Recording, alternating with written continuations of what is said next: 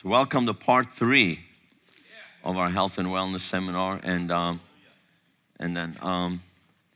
so we've done a lot here. The first night we talked about a lot about nutrition, a lot about foundational stuff, a lot about the temple, and then last week, we talked. We started to get into. We talked about again food, nutrition, water. That was very important. So. Again, we can just go on and on. There's so much. But the goal tonight, I think, what do we say? We're going to still kind of talk about nutrition a little bit, detoxing your body. I personally felt on my heart to talk about, your alignment, your skeletal, spinal alignment. It's vital to understand that. A lot of people have issues just because they're not even wearing the right shoes or whatever, and just understanding certain things. And then we're going to talk about sleep.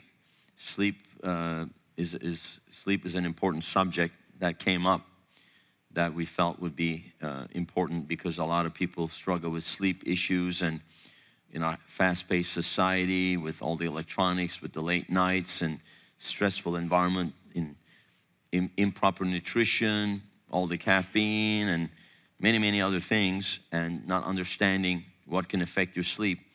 So I think we're going to get into a lot of different things tonight. And again, I want to thank my panel. They've been very helpful. We're also going to talk about supplements, which is obviously a big subject, and that's one we want to be careful about, because a lot of times people come, well, what supplements should I take?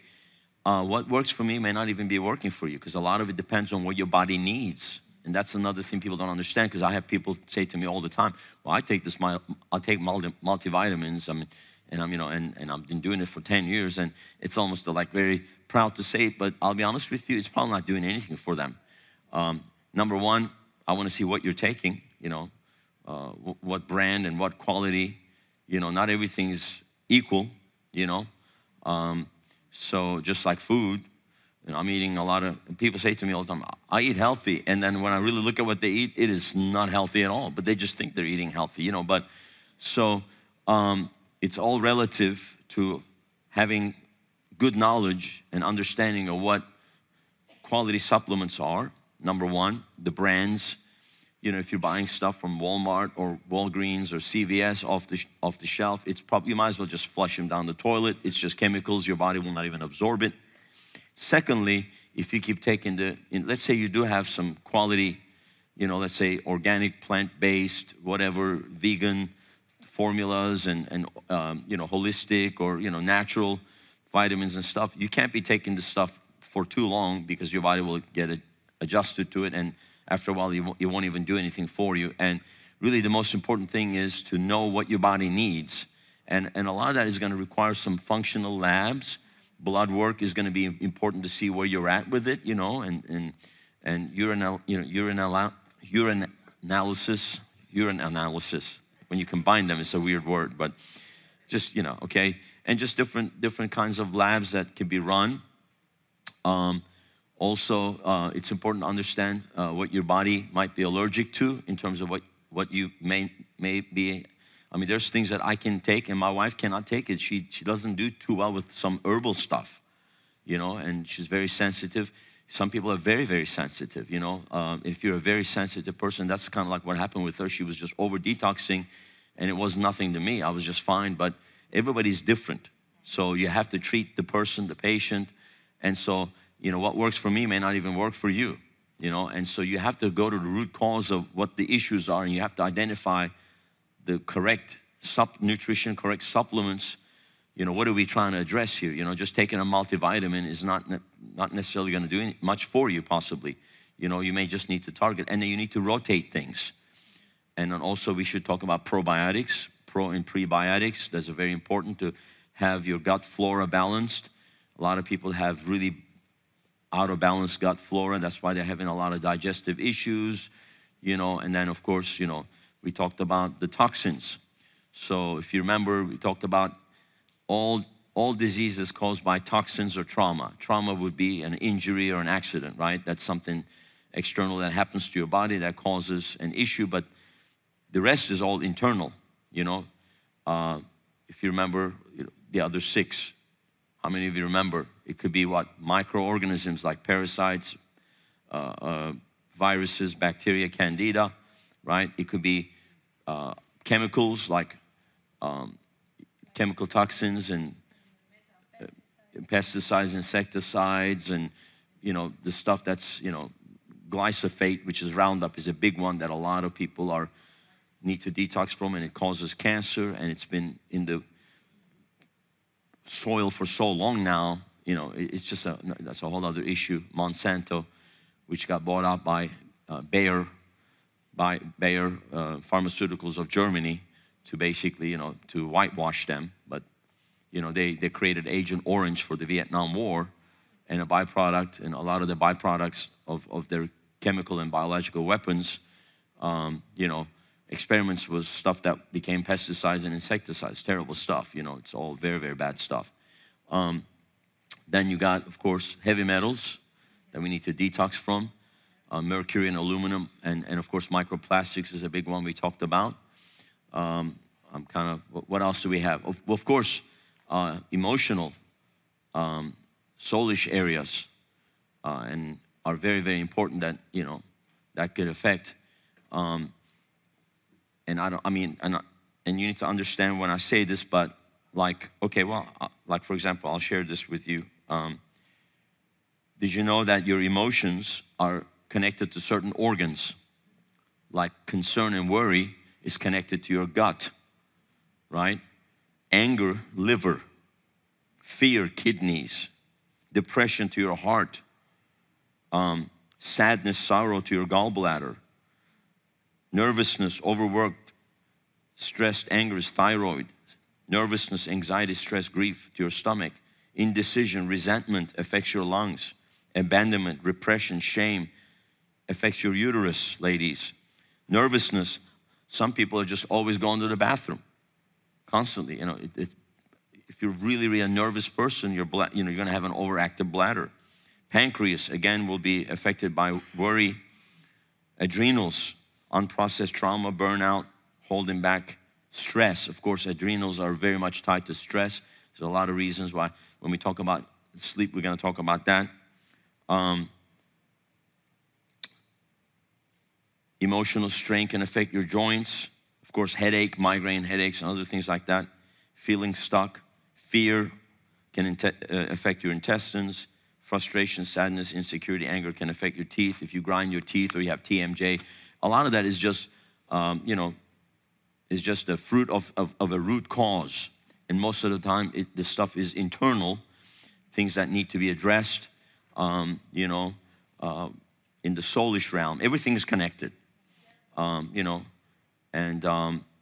I study a lot. I have like volumes and volumes of digital books that I purchased online on, herbal remedies,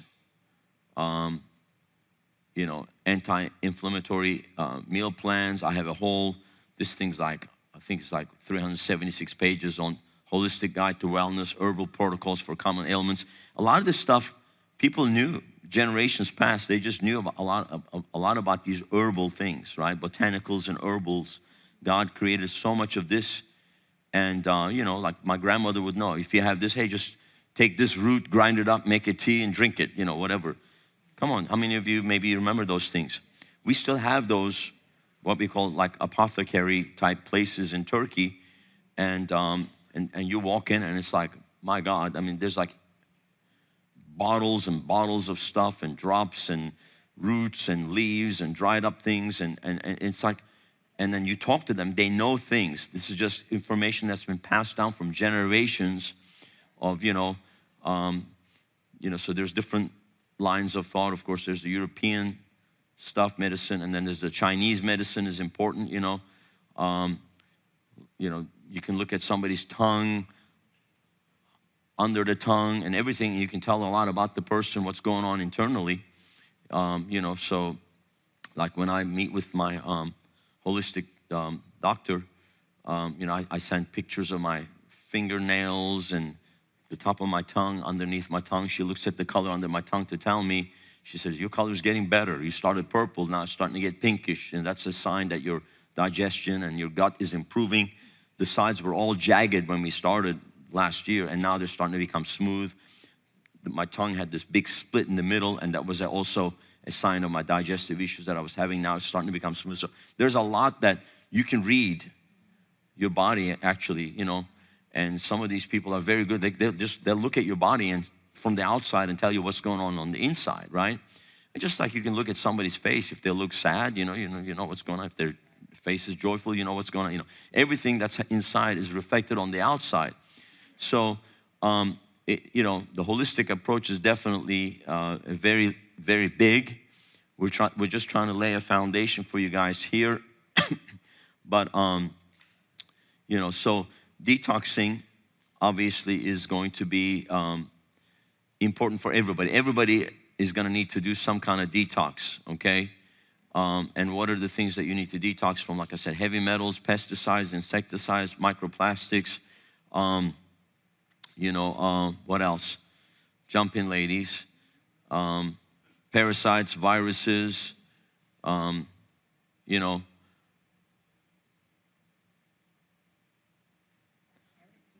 Dietary stuff, of course, chemicals that have come into your body from basically the toxins in the food, right? That has come into your body.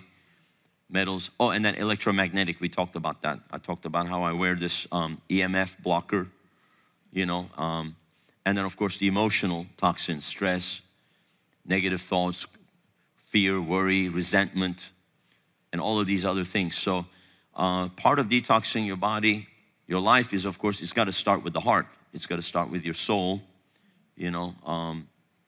So let's talk about detox. Let's start with Gloria here. She works with a program that will help detox your body. So tell us about how that works. Yeah, so one of the most important things is to make sure that your detox pathways are not blocked. And so what does that mean? Making sure that you're sweating on a daily basis, you're peeing on a regular basis, you're using the restroom on a daily basis. You have to have good bowel movement. You can't be constipated, right? Yep. And detox, everything's going to get blocked up and stay inside, right? And so if you're not using the bathroom daily, bowel movements, then you are constipated. Every other day doesn't count as your regular. Ideally, a couple times a day, but once would be a good start. And if those are things that you're not doing on a regular basis, then those need to be worked on before you can even start to detox, which is very, very important. Right, so you can't just jump into detox. You can't go online and go, hey, they got this little box, things will detox me from heavy metals and I'll start taking them. You could be making a huge mistake. You can actually make yourself very sick because you start releasing these heavy metals and they're gonna go to your brain, they're gonna go, just move around your body if you don't flush them out. I know someone who did that and got really, really sick. Huh? I know someone who did that and got very, very sick. So please don't go on Amazon and order like a parasite kit and take it. Well, because you have to prepare your body. Your body has to be ready for detox. It's not just jump in. You gotta see where you are first.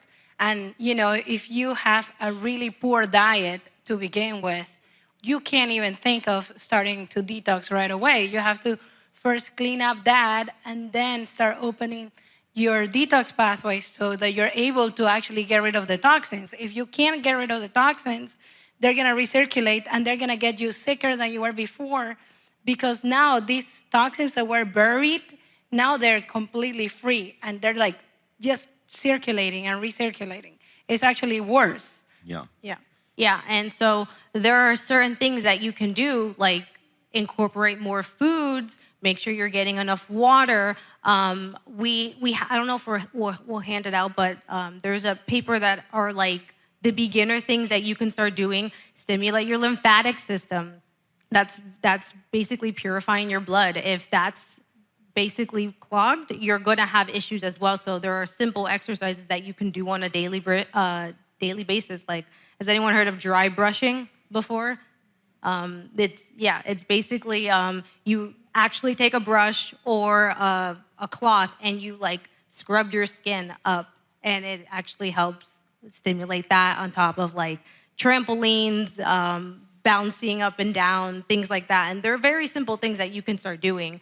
But like Daniela and even Lexi and Pastor Corey were saying that you have to make sure that you're doing all of these things before you even consider something like that. And the main organs that you're gonna focus on is your kidneys, your liver, and your lymphatic system. Yeah, and your filter organs, right? Kidneys, liver, these are your filter organs. Lungs are also a filter organ, obviously. They filter the air. But if your filtration is blocked up, just think about it, right? You have to change the filter on your air conditioner. If you haven't changed the filter on your air conditioner for 5 years, it's full of dust, air isn't flowing. So that's the problem with a lot of people. A lot of things are blocked up. And so the first step is gonna have to get all the detox pathways opened up. And so you gotta prepare your body to detox. And then secondly, during the, you need to know there's a whole process to detox and what to prioritize, and then also you have to support your body during the detox process. So you have to have a system in place. So you can't just jump into it. That's why it's important that you work with somebody that knows what they're doing. She has a system in place and she can help you. So does Daniela, but talk about the system that you have, the phases. And you went through those phases. So there are 5 phases, and you're going to do one phase in 1 month and then go to the next one depending on how you feel. Some people need an extra phase depending on if you're just trying to detox and it's very hard for you. You're getting very emotional, you're getting weak. But one of the things that we do like to support is your mitochondria. Because if your mitochondria is not being supported, your energy is gonna tank. And so you need to have the energy in order for your body to be able to fight this. Again, some people need an extra boost in moving their bowels. So if you are going regularly, something that can be incorporated is something like a bowel mover that's gonna move your bowels so that you don't get blocked up, so you don't handle the toxins. And basically the first phase is really supporting the kidneys and the liver. And when you start supporting that, you'll notice a difference, whether it's in your emotions, whether it's the amount of time that you're using the restroom. But again, like what it does is stimulate those specific detoxification organs that it's going to actually make sure that the toxins are flowing. And it's, again, using all the other things. How are you eating? What are you drinking? Dealing with your stress, but that's really going to support the beginning phases. Yeah, you're gonna have to flush everything out. Water's gonna be huge. You Sweating. can't be dehydrated and constipated and detox. You're gonna hurt yourself. You have to have plenty of hydration, good bowel movements. And so if your body is not in that position, you have to prepare and get to that place. Yeah, absolutely. And incorporating the exercises, movement every day, and sweating like a sauna. There's so many like very inexpensive like saunas that you can get. I have a little portable sauna. It's like a phone booth. Yeah, like I bought it for like tent. $200 on Amazon, and I sit in there and I sweat, especially during the winter. But now it's hot, so I go outside and sweat. By the way, welcome to the first day of spring. It's the first day of spring. Or trash bags you can put on your body and sit outside with them. I mean, if you don't want to spend the $200, there's always options. Yeah, there's always options for whatever you can do at home, just with the minimal. Yeah, cheaper options. I mean, I could have bought a finished sauna for $3,000, but that mean, the all wood and everything.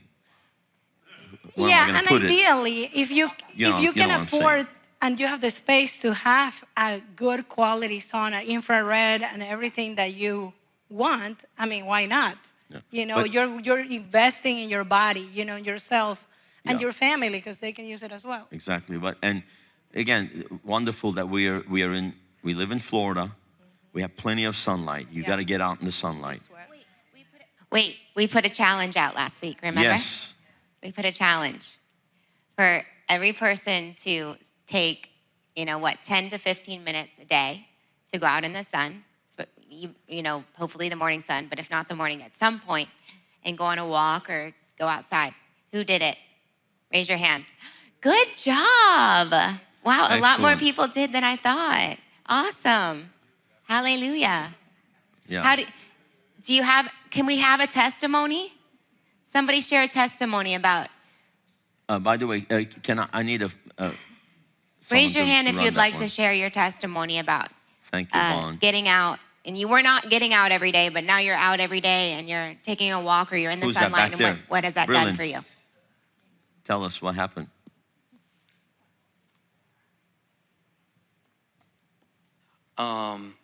I've noticed, even because, I've been watching how I'm eating and everything like that. What I've started noticing is that I have more energy throughout the day. I have a lot more clarity. Today was a really tough day at work, so I really needed the 15. I'm like, let me just get one in. So I noticed that I have a lot more clarity. My body is staying up, and I have a lot more energy. I'm not feeling like I'm crashing out. Like how you would eat and you would get tired, how we were talking about that earlier. But I've noticed that, my mind is working like at full speed ahead. So I just noticed certain things. I'm like, oh, I could start doing this on my lunch break now, because we have a full hour. So every lunch break now, I would walk 10, 15 minutes right up and down the street, come back, eat my lunch, and boom, I'm ready to go. So you're not more tired because you went on a walk. You're actually, you have more energy. I have way more energy than I used to before then. Amazing. Well, I mean, you know how Superman gets his energy, right? He soaks in the sun rays. I'm teasing. But it's true. We need the sunlight. We need the radiation from the sunlight. Obviously, you can overdo everything, but we're talking about just enough. You need about a good 30 minutes a day. 15 to 30 is good, especially the morning sun. 30 minutes is great because it helps reset your biological clock, right? And that's the problem is we're indoors 80, 90% of the time, right? We're indoor with artificial lighting, recirculated air, and that's why we have to purposefully schedule it to go out and be in the sun, So. And who implemented a little bit of exercise or movement, something simple? Anybody? Very good. Do you want to share? He's coming with the mic.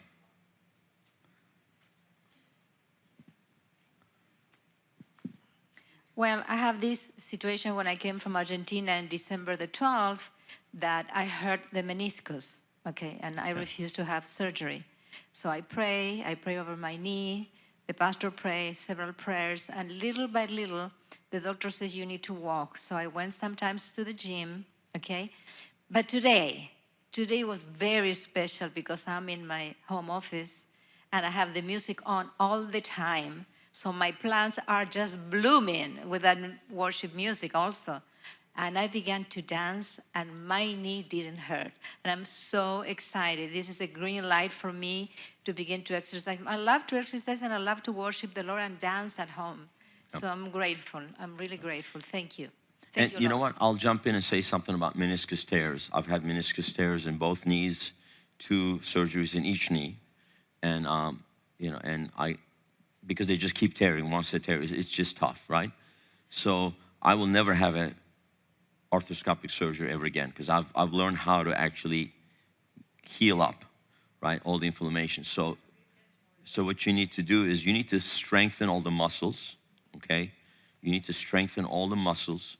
You don't need to go to physical therapists or anything like that. You can strengthen all the muscles by doing exercises. And you can also obviously reduce the inflammation in your body through the things that we're talking about, because here's what happens. One thing I learned is inflammation always goes to your weakest joints. So all the inflammation in my body was always going to my right knee first and then my left knee. Right was the worst than the left one. So, and so that was always swollen and inflamed. Since I've detoxed and I've got myself right, I don't have any inflammation, all that swelling, almost like the liquid bubble. When I would bend my knee, it would be like I could press it. I don't have that anymore. And then also, I got this thing called PRP, which they take your own blood and they spin it and get the plasma and they inject it, because the problem with the meniscus is there's very little blood flow to it. So it's very slow to heal, but it's almost like a miraculous thing. My own blood went in there and healed it up. And so I've done that. I do that about every 3 to 4 years, but I'm probably I may do one again. I was gonna do, but I didn't really feel the need, because I've been strengthening all my muscles and eating right. And because I've reduced overall inflammation in my body, it's not going to my knees anymore, right? Cutting out the sugar and the carbs was the #1 thing. And also you got to be careful. Oh, by the way, sugar will feed viruses and parasites. That's another big problem, right? You know, and candida. So sugar is very bad. It'll feed all these things. They love sugar. You can starve them actually. Yeah, and you know what? Something actually that I actually learned today. I always listen to health podcasts whenever I can, and I was actually working today, and I actually was listening to this podcast talking about how sugar, actually fructose, feeds. It will elevate your uric acid. So a lot of times when people have gout or high uric acid levels, they just blame it on meat. And they're like, oh yeah, you just need to stop eating meat and all that. But it actually comes from fructose. Like that's mainly how it gets elevated. And you know, it's amazing to know these things, because I was actually curious about this. I actually searched for the uric acid. I wanted to learn more about that. And when I was listening, I was like, wow, this is so interesting. I never even thought about that. And carbs and sugars are the ones that are feeding all these things, and how in the food industry, now all those juices are like 55% of the juice is just fructose, you know, and that fructose goes straight to your liver. Oh, yeah. And it doesn't have any fiber. Your body is getting toxic right away. If you have a glass of orange juice in the morning, don't do it anymore. Don't do it. I mean, this is not giving you any nutrients, really. Yeah. You're not even getting... Unfortunately, American diet is so full of sugars. That's why so many people are so sick. Sugar is actually very, very bad, especially all the processed and refined sugars and everything. So, you know, that's another thing you have. That's why you have to cut the sugar out, because it's not only obviously it's toxic, especially the high fructose corn syrup from GMO corn is literally a toxin, poison to your liver, but also it feeds the viruses, the bacteria. And like if you ever get a flu or something, you can't have any sugar. If you keep having sugary things and you have like a flu, you're just feeding the virus, you know, or if you have parasites, you're just feeding them. So sugar is not only bad for your body, it feeds the stuff that's bad for your body. Hold on one second. Are we taking questions now, or what? Let's just, she says she has a testimony, so let's hear. I had a torn meniscus a few years ago in surgery. That's what they said. But then I Googled it because I heard that a lot of the athletes go to Europe and get a treatment. Well, you know, I started to buy it. It's $130. But they said if you just put your foot up for 20 minutes with ice on it, the blood will heal your meniscus. Mm-hmm. And sure enough, I did it for about a month, or I don't know how long, and my meniscus healed. I don't even remember which leg it was now, which knee. Yeah, exactly. Well, you know, you don't need surgery for everything. The first thing they want to do is surgery. That's how they make money. Do you have a question or a comment? You're asking about sugar. Yeah, it's okay. We can take questions because, you know. So when you say sugar, do you mean like, let's say, fruit, natural fruit, sugar from natural fruit, or do you mean like soda sugar? Soda sugar for sure, but also when you say fruit, just make sure like, okay, so an apple a day keeps the doctor away, but 5 apples a day are gonna call the doctor your way. Because what happens is that if you're just abusing fruit, listen, I am from South America, I love fruit. And if you gave me the option, I will eat mangoes all day, an apple later, strawberries, bananas, and all this. The problem is all that is fructose.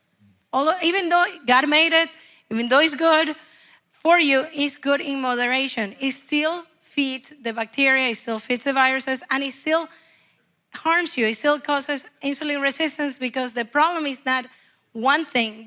The problem is everything that we have around us. You know, like all the processed carbs that we're exposed to, and we're eating bread that is just like quickly made. You know, they don't ferment it. They don't do like sourdough where they're waiting until the fermentation process and all these things happen.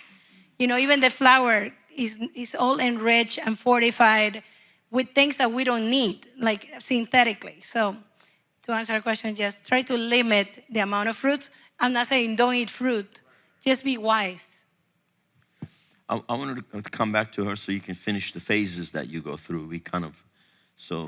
Yeah, so the first phase is really opening up your detox pathways. That's the most important part. But I mean, ideally you'd want to open that even before you start the protocol so that you don't have such a harsh time like staying in one phase for so long.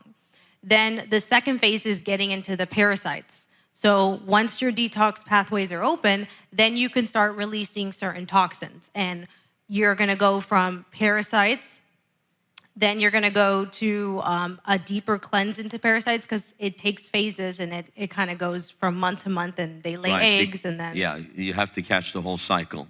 Yep. They'll lay eggs and you can kill the adults, but the eggs will hatch at full moon. And if you don't get them 3 generations, they'll just come back. Yep. Yeah, sorry. Okay. And some parasites can lay up to 3,000 eggs a day. No, it's bad. Continue. Parasites. All types of parasites. Tapeworms, pinworms, hookworms, roundworms, and there's millions of them. And Giardia, which is, there's also microscopic ones. And from your food, from your pets, from your water. I mean, 80% of people on the planet have parasites in their body. So 8 out of 10 in this room have parasites in their body. Now, they may not be overgrowth or extreme conditions, but they are there and they're affecting you. And there is a line of thought, there's some holistic practitioners that they believe that 70% of cancer comes from parasites. And then I shared last week that they did an autopsy on deceased patients that had MS. 100% of them, and there was hundreds of autopsies, 100% of them had a parasite in their spinal fluid. Some parasites can even get into your brain. They can travel through your body. I mean, it can be very nasty stuff. And you can get it from drinking water, contaminated water, things like Giardia, which will get into your bile duct and clog your bile duct and your intestines and things like that.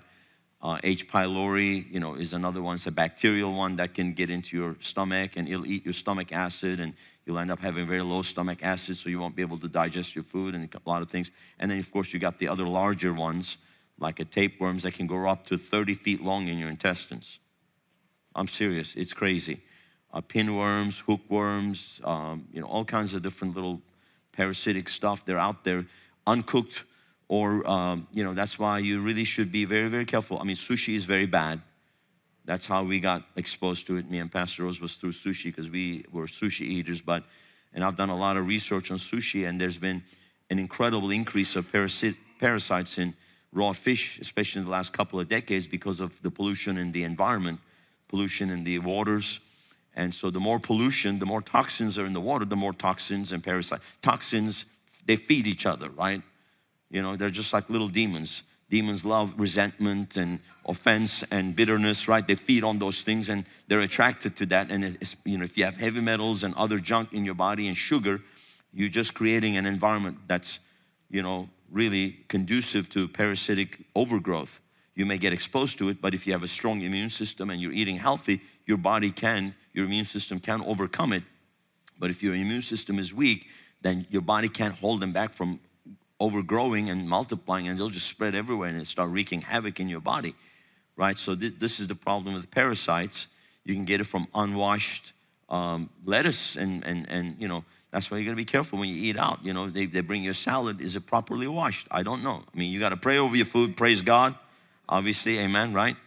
But if at home, make sure that you wash everything in. We wash it in the 10 pH water from living water we showed last week. I soak everything, even my meats, we soak 15 to 20 minutes in 10 pH water. And you should see the stuff that comes up to the surface, even from the triple washed, lettuce or spring mix. Stuff still comes to the surface, or, organic fruits and stuff. There's always these little wax coatings and other things. You got to get that off of it. If you don't have access to 10 pH water, you can soak it in baking soda. At least 15 to 20 minutes. Soak everything, get everything out. Water. Baking soda with water. Water, of course. Baking soda, water. Put baking soda in the water, make it alkaline, because toxins cannot survive in an alkaline environment. They love acidic environment. And that's what sugar is. Sugar makes your body acidic, right? Sugar and fast food and fried foods is all acidic, right? That's why you got to eat alkaline, and just go online, research alkaline foods, alkaline vegetables, and increase the alkaline intake of your diet, make your body alkaline, because cancer and toxins cannot survive in an alkaline environment. So you're actually developing a resistance when you alkalinize your body. And the problem again, we were, 100 years ago, everything was more alkaline, our diet. But with fast food especially, oh my God, the fried foods and the fast foods and ultra-processed foods, everything has become so acidic, right? Coca-Cola and Dr. Pepper, it's acid. That's why you shouldn't be drinking acid. You shouldn't be putting any acid in your body. What does acid do? It eats stuff away. It's eating your body away, deteriorating and hurting. And all those sugars turn into fatty acids, right? People get all these big fatty guts, and it's actually sugar that turns into fatty acid, right? So when you start to cut out the sugar, your body's gonna start eating that away, and you're gonna start trimming down and get rid of all the fat and fatty acids, right? So parasites are a big one. And the modern GI doctors and stuff, they'll never talk about parasites. They don't even believe in them. But in most countries, they understand parasites. They do parasite detox and parasite, they understand these things. In a lot of other countries, it's a part of their regular medical practice, right? Like you go to a doctor in Turkey to check up on everything, they'll check for parasites. It's a part of the protocol. Here, they will never even check for parasites. We took Pastor Rose to the GI doctor. Oh, you're fine. You just have some inflammation of your colon. You have colitis. Well, why? What is inflammation? It's a reaction to something. What is causing the inflammation? Is it bacterial? Is it parasitical? Well, it was parasitical, but they never identified it until we actually went to somebody that knew to look for them. Okay? Please continue. So with parasites, like Pastor Corey was saying, they feed off toxins. So that's why that's one of the first phases that you want to go removing, because if you don't remove parasites first, you can do a heavy metal detox, you can do a candida protocol. It won't really make a difference because the toxins are still gonna, the parasites are still gonna be feeding off those toxins, and it's just gonna be reintroduced again. So parasite phase would be number 3. Then you'd get into the candida phase, where you'd kind of, again, take out all the candida that's in there. That's Explain overgrowth. what candida is for people that don't know what candida is. Candida is something that we all have in our body, but it can overgrow with your diet. Again, candida feeds off of sugar. So it's a type of a yeast fungus. It's a yeast fungus, basically. So again, people who have psoriasis, people who have athlete's foot, women who have women issues, like that's all a type of candida. It's very overgrown in your body, and it just, again, comes up in different people in different ways. So that's the easiest way to explain it, so that you can understand it. But it's something that should be in our body, but it ends up being overgrowth due to our diet and the chemicals and the stress in our lives. So that would be the 4th phase. And again, at this whole phase, you should be eliminating gluten, processed sugar, anything that's going to hinder your body's ability to detox properly. Because if those aren't being removed, then they're just going to be reincorporated, and then you're not going to be able to remove the candida or even the parasites, because they feed off sugar as well. So then you would go to a heavy metal phase. And again, you want to do that kind of at the last haul of it, because doing a heavy metal detox can make you very sick if, again, your detox pathways are not open and you haven't already done a lot of work to lead up to that. And that one is like 2 phases. So that takes a little bit longer, again, because it's just so in-depth, and we have all been exposed to heavy metals throughout our lives, from vaccines, chemicals, and there was a bunch of chemtrails again in Broward County today. Was over in Palm Beach. We drove down. I saw them all over. I said, "Oh, come on!" I kept rebuking them. Pastor Rose was looking out the window. I said, "Look, they're just putting them all over." It was like they were all over, crisscrossing the sky, and they're spraying all kinds of stuff that you don't have control of, right? So, but that's why we have to detox. Okay. Are you done, or do you have any more? Anything? Yep, that's really all the phases. I will say something about our immune system and sugar. So when we have over 100 grams of sugar a day, and that's very easy to do in the diet that we're eating on a daily basis, your immune system goes down 50% of what it can actually do for up to 5 hours every time you have that. So that's again another reason why people are getting constantly sick and unable to recover the way we used to. Yeah. So, and they're counting on people's immune systems to crash, and they introduce biological weapons like COVID-19 made in a laboratory and through gain of function, and they've been actually working with coronaviruses since 1999. They've been patenting them. You know, actually COVID-19 was version 7 that's been released. You know, they keep working, genetically mutating and modifying these things in laboratories. Literally, they're biological weapons against humanity because it's a part of the eugenics agenda of the globalist antichrist that want to reduce the world's population to 500 million people. But, you know, COVID-19, the virus was really more about the vaccine that they wanted to introduce, right? And vaccinate billions of people, put graphene oxide in their blood and all that kind of stuff. And then, you know, just, it's terrible stuff. And you see the blood clots and stuff people are getting. So that's another thing also to detox from vaccines. So my doctor, you know, she scans for various, you know, I never took the vaccine, but I had it because of the people that took it and were shedding. She said, you got the Pfizer? I'm like, I never took it. You got the Moderna? I never took it. Oh, I see Johnson & Johnson. So I did through herbal remedies. I detoxed and got that stuff out. And when I actually met with her last week and she looked at my biomarkers, I was doing pretty good. I still had a little residue of some childhood vaccines, but you know, I didn't take that many. Now they're taking like 87 vaccines by the time they're like 3 or 4. And that's why we went from 1 out of 10,000 autistic to 1 out of 30 autistic children now. You know, it's terrible. Autism is just nothing more than a vaccine injury, really, honestly. I'm sorry to say, but it is. And the heavy metals that are in the vaccines and just, I mean, it's terrible stuff, terrible, terrible, terrible things that they do. It's so demonic, it's so evil. So yeah, detoxing is important. We talked about detoxing your home, right? Getting rid of all plastics, aluminum, Teflon, as much as possible, you know, go to, you know, stainless steel, quality stainless steel, go to everything glass, you know, avoid, because the average American is what, ingesting about 1 credit card worth of plastic weekly, because everything's wrapped in plastic. Especially, it's a big problem if you put hot food or hot drinks into plastic containers, because it's just melting that stuff away, and you know, now, you were talking about nanoplastics, that's another thing. So you did her plan, and walk us through what happened with you.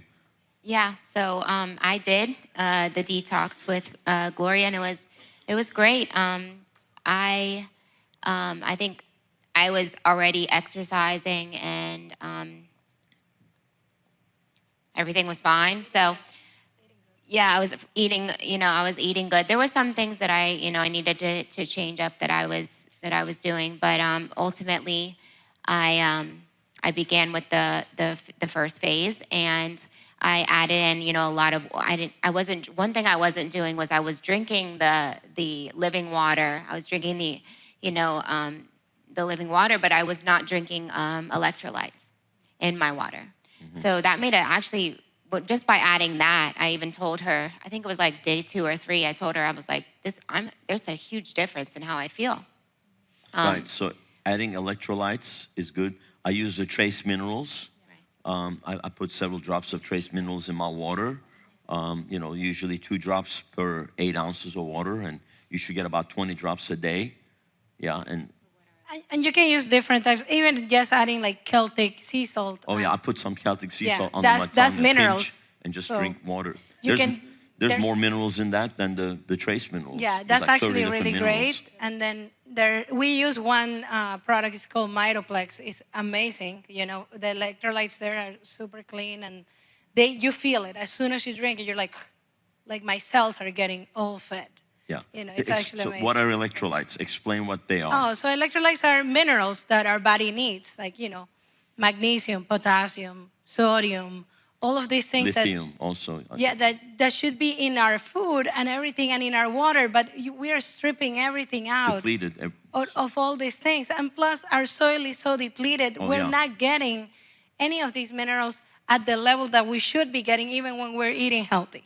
Even when we're eating organic, we're still not getting enough to actually give us what our body needs.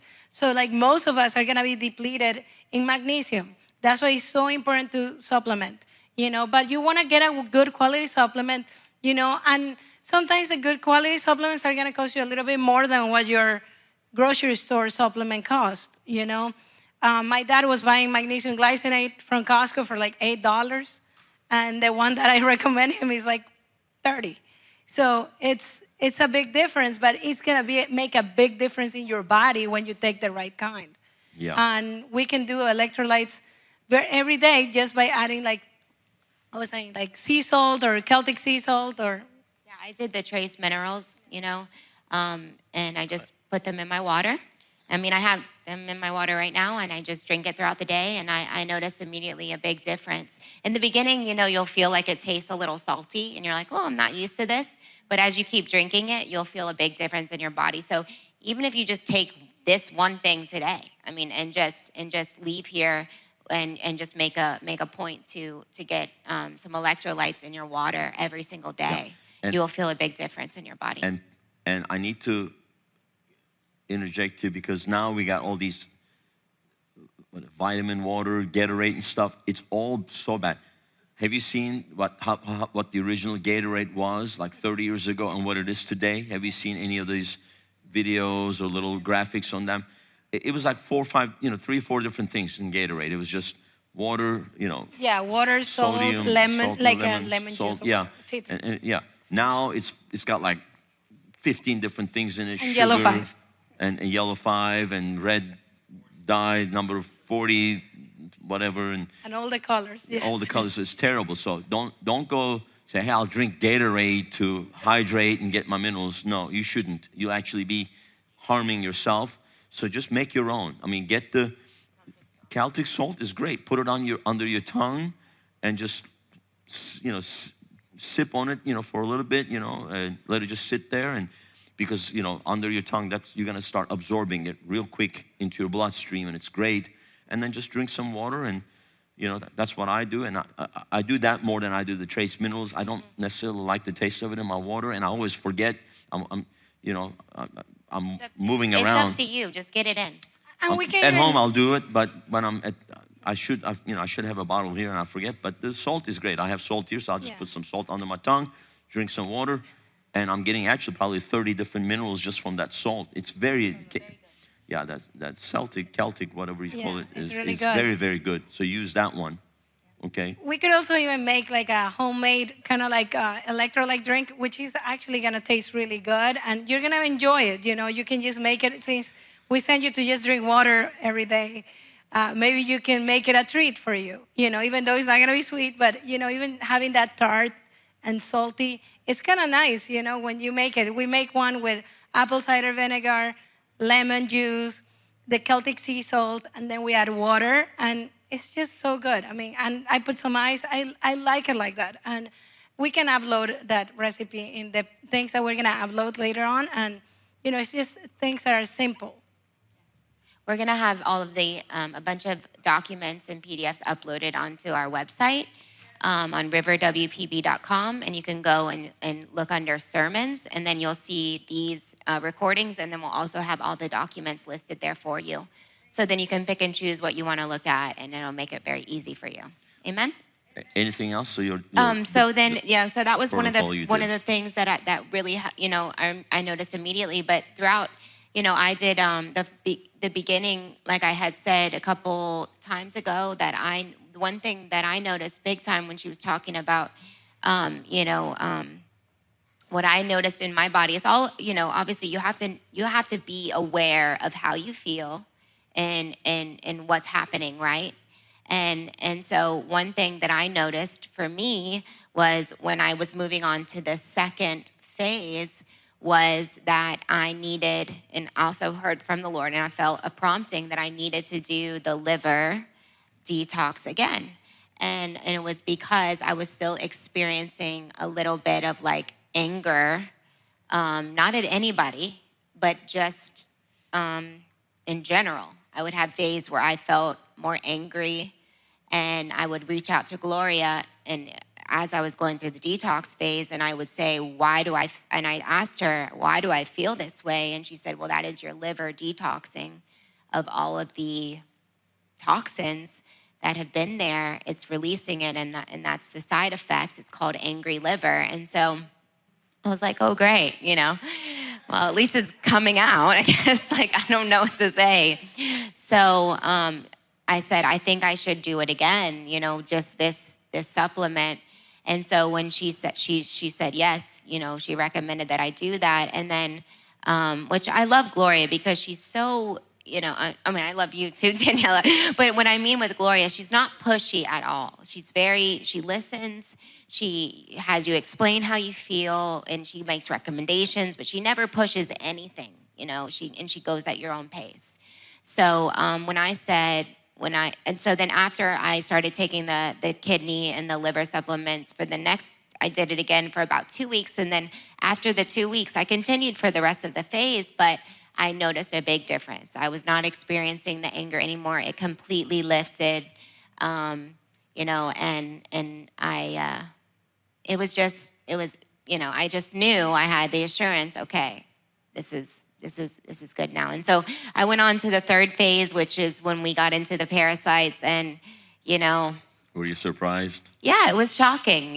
Pastor and I had really great conversations about parasites every day because it is a little shocking, when you're just like, wow, these were inside my body. But ultimately, one thing I really did notice was my brain fog. So I was experiencing brain fog a lot. I would be in conversation, all of a sudden I would look at somebody and be like, no, it wasn't who are you? It's more like, what was I gonna say? And I would just get blank, and I told Gloria, Gloria said, that's actually a side effect that you have parasites, and maybe other reasons too, I'm not sure, but that was one side effect. And my sister also, Mary, she went through the protocol, and she also experienced a lot of brain fog before, and that was something that completely subsided after the parasites started leaving the body. So, there was all different types, and after a while, I just flushed the toilet and said, "See you later, suckers," and they left, and I was happy about it. So, but now, I would recommend. If you, you need to redo it. Yeah. It's not a one-time thing. It's not a one-time thing. You need to, regularly, depends, but I would say, depends on the person, but annually, you got to stay on top of it. Yeah, in other countries, they do parasite protocols once a year. Once a year. If you don't have to do it once a year, but maybe every couple of years, or when you feel like symptoms coming on that, again, bloating, brain fog, these are things that you got to watch out for. And if you have pets, that needs to be something that, okay, that's something I am going to have to do, because a lot of people who have pets, that's where they're getting it from. Dog parasites, cat parasites. Yeah, there's for sure, 100%. You got to be very careful. I've seen people lick and kiss their dogs and stuff. I'm like, oh my Lord, my God, And your dog sleeping in your bed and No, it's stuff. very bad But stuff, we love our guys. dog. Listen, Yeah, we do. You just, 99%, probably there's some exposure to parasites in that. You don't want that. So, But one thing that I do want to add is we don't have to be fearful of these things. We don't have to go I'm so scared of all these parasites. Yeah, I'm not trying to get you to be germophobic or anything, but you got to know these things. Right.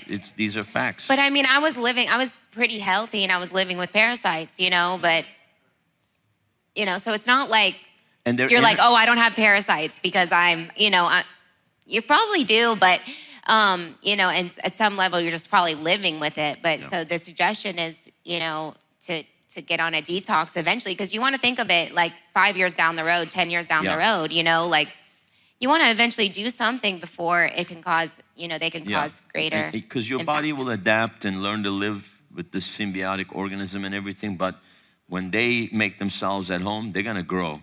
And when they grow to a certain threshold, it's going to start to have major effects on your body. First of all, they're energy vampires. They're going to suck your energy, and and you're not going to absorb your nutrients. And they're going to parasites are going to feed on the heavy metals, and heavy metals are going to, it's just, and then If you have parasites, you're gonna probably end up with bad bacteria in your gut. So you're gonna have SIBO, like, small intestine bacterial overgrowth, or you're gonna end up with dyssymbiosis, which is that, your gut biome is gonna be out of balance. Your good bacteria and bad bacteria are gonna be out of balance. So you're gonna have digestive issues, bloating, gas, slow movement, It's like a slow huge sign motility. that you probably have parasites. If you're having trouble like using the bathroom all the time, even if you're not, but if you're like bloating and like all those things, like A lot of gas. Sugar cravings Yeah. can be a And, sign as well. see, that was sorry, like my number one. thing. itchy bottom at night. No, seriously. Saliva coming out of your mouth on your pillow at night, drooling, brain fog, restless. A lot of people are having sleep issues, and it's probably because of parasites. They're super active and moving around in your body at night while you're sleeping, unfortunately, and it's just, And there's actually certain biomarkers in your blood, like in your regular blood that you get from your doctor, not anything functional even, just a regular blood work, like your CBC, CMP, and all that, where you can see like the liver enzymes, if they're elevated, that could be a sign of parasites. Or, if you see that the alkaline phosphatase is low, that's a telltale sign that you might have parasites. And anyway, most of us have parasites, and we do need to deal with it at some point, little by little too, starting by cleaning out what we do daily, I refrained from showing pictures. I didn't want you guys to have nightmares, but no pictures. Not personal stuff, just stuff from the internet. But you can Google and look when I say what a hookworm is, what a pinworm is, or what a tapeworm is, or what a roundworm, and all these other things, So it's important, and also it's important to balance your, flora. So taking probiotics, pre and probiotics and postbiotics, eating food that are pro and prebiotic, like, fermented stuff, right? Yeah, like Kefir, yogurt, sauerkraut, kimchi, things kombucha, like that. Kombucha helps, She brought some kefir if anybody would like some. And then, of course, there's a lot of great products out there. You can take probiotics, but you need to rotate them, because you need to introduce different strains of the good bacteria to your body. There's the streptococcus and acillobacillus, whatever. And then there's, the Akkermansia, and then there's the Saccharomyces, all these things. So it's good to rotate, like, once a month, you finish a bottle, then you go to another bottle, a different kind, so that, you introduce variety. And then, of course, through food, also you need to introduce a variety of different bacteria. And they all do different functions, Yes. like the Akkermansia is really great for the mucus in the stomach lining and everything in the intestines, because when we are not having a good, we have poor gut health, it's kind of full of craters everywhere, and now this Akkermansia can help eat up that mucus and actually like restore that lining and make it healthy again, so that you're able to actually produce your own good bacteria and even your own GLP-1, which the GLP-1, if anybody knows what I'm talking about, is, there's certain people that have tried like Ozempic or terzepatide or whatever it's called. And these things, what they do, they're a GLP-1 agonist. And this helps you lose weight because it actually gives you signals to not be hungry. And your own bacteria can do the same. And this is something that happens naturally in your gut. But if you don't have the right bacteria, and if you have all these defects in the lining, your bacteria is not able to thrive and able to actually produce these natural occurring GLP-1s that are going to give you satiety, they're going to give you good bowel movements, they're going to give you good processing of the food that you're eating. And unfortunately, because of the type of diet that we have adopted, throughout the people's years. gut biome is in bad shape. Yeah, most people's gut microbiome. And that's why they end is up with leaky gut, which is the toxins leak out of the gut lining, break down in the wall of the gut into their body. They end up with other things. And then also, one of the things parasites will do is they'll burrow holes and hide and things like that, and they'll lay eggs and create this biofilm. So I think in the protocol, you have something that destroys the biofilm to release the eggs so that eggs can die. Oh, Lord, I had eggs. Huh? I saw a bunch of eggs come out. Yeah, I mean, like little orange. tiny little pieces of rice, yellow things by the hundreds. They just come out, but you want them out of your body. It's like good riddance, bye-bye. It's deliverance. Yeah. So, okay, we jumped around. Okay, so we were talking about obviously the pre, postbiotic stuff. And there's, there's some that you may not be able to handle. Like Pastor Rose is not really able to handle the ones that have like the undigestible fiber, which basically, they put some little fiber. So some of the probiotics, they might add like a prebiotic fiber because the probiotics need food too. And the way they're gonna get food is through that prebiotic fiber or flavonoids or anything like that. So they're actually, every time, if you have bad bacteria that feeds off of that prebiotic fiber, that then it's not gonna be good for you. It's gonna increase the gas and the bloating. So it will increase. So you may not be able to handle that. So you may have to do. And then there's also ones like spore-based. It survives the stomach and it's a spore it's a dead one. There's live cultures and there's like, dead cultures or in spore form.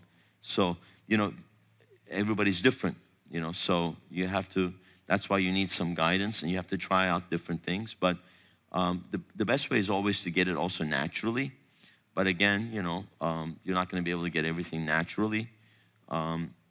So what more can we say about the gut? The gut is your second brain. You gotta get your gut health above all that you get. First your heart, brain, and then secondly your gut. I mean, it's very important.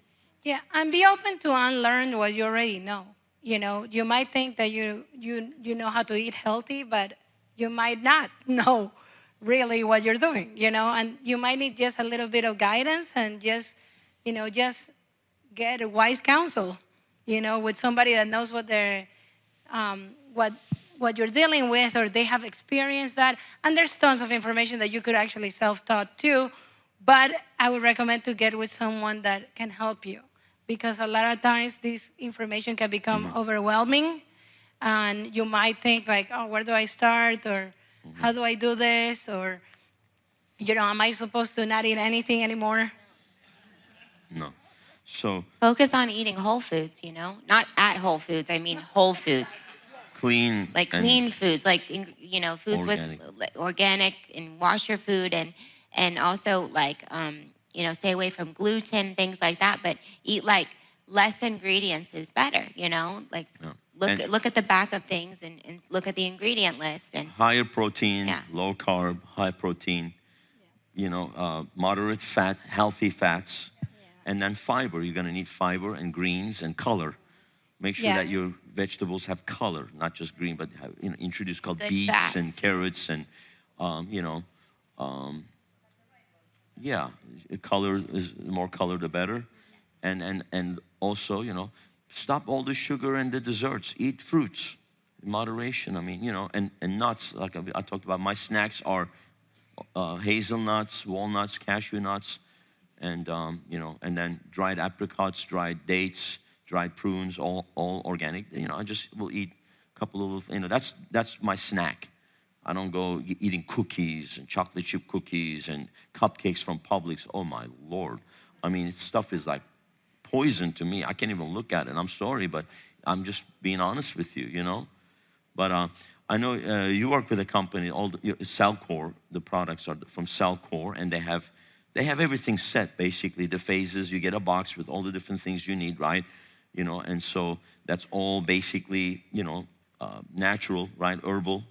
herbal ingredients and mostly all of them. And again, like it comes in a box. So your entire protocol for that month is gonna be in there. And then we would just discuss how you would slowly start to incorporate them. Because again, you can't do full doses of any of that at the beginning. You need to slowly work up to that.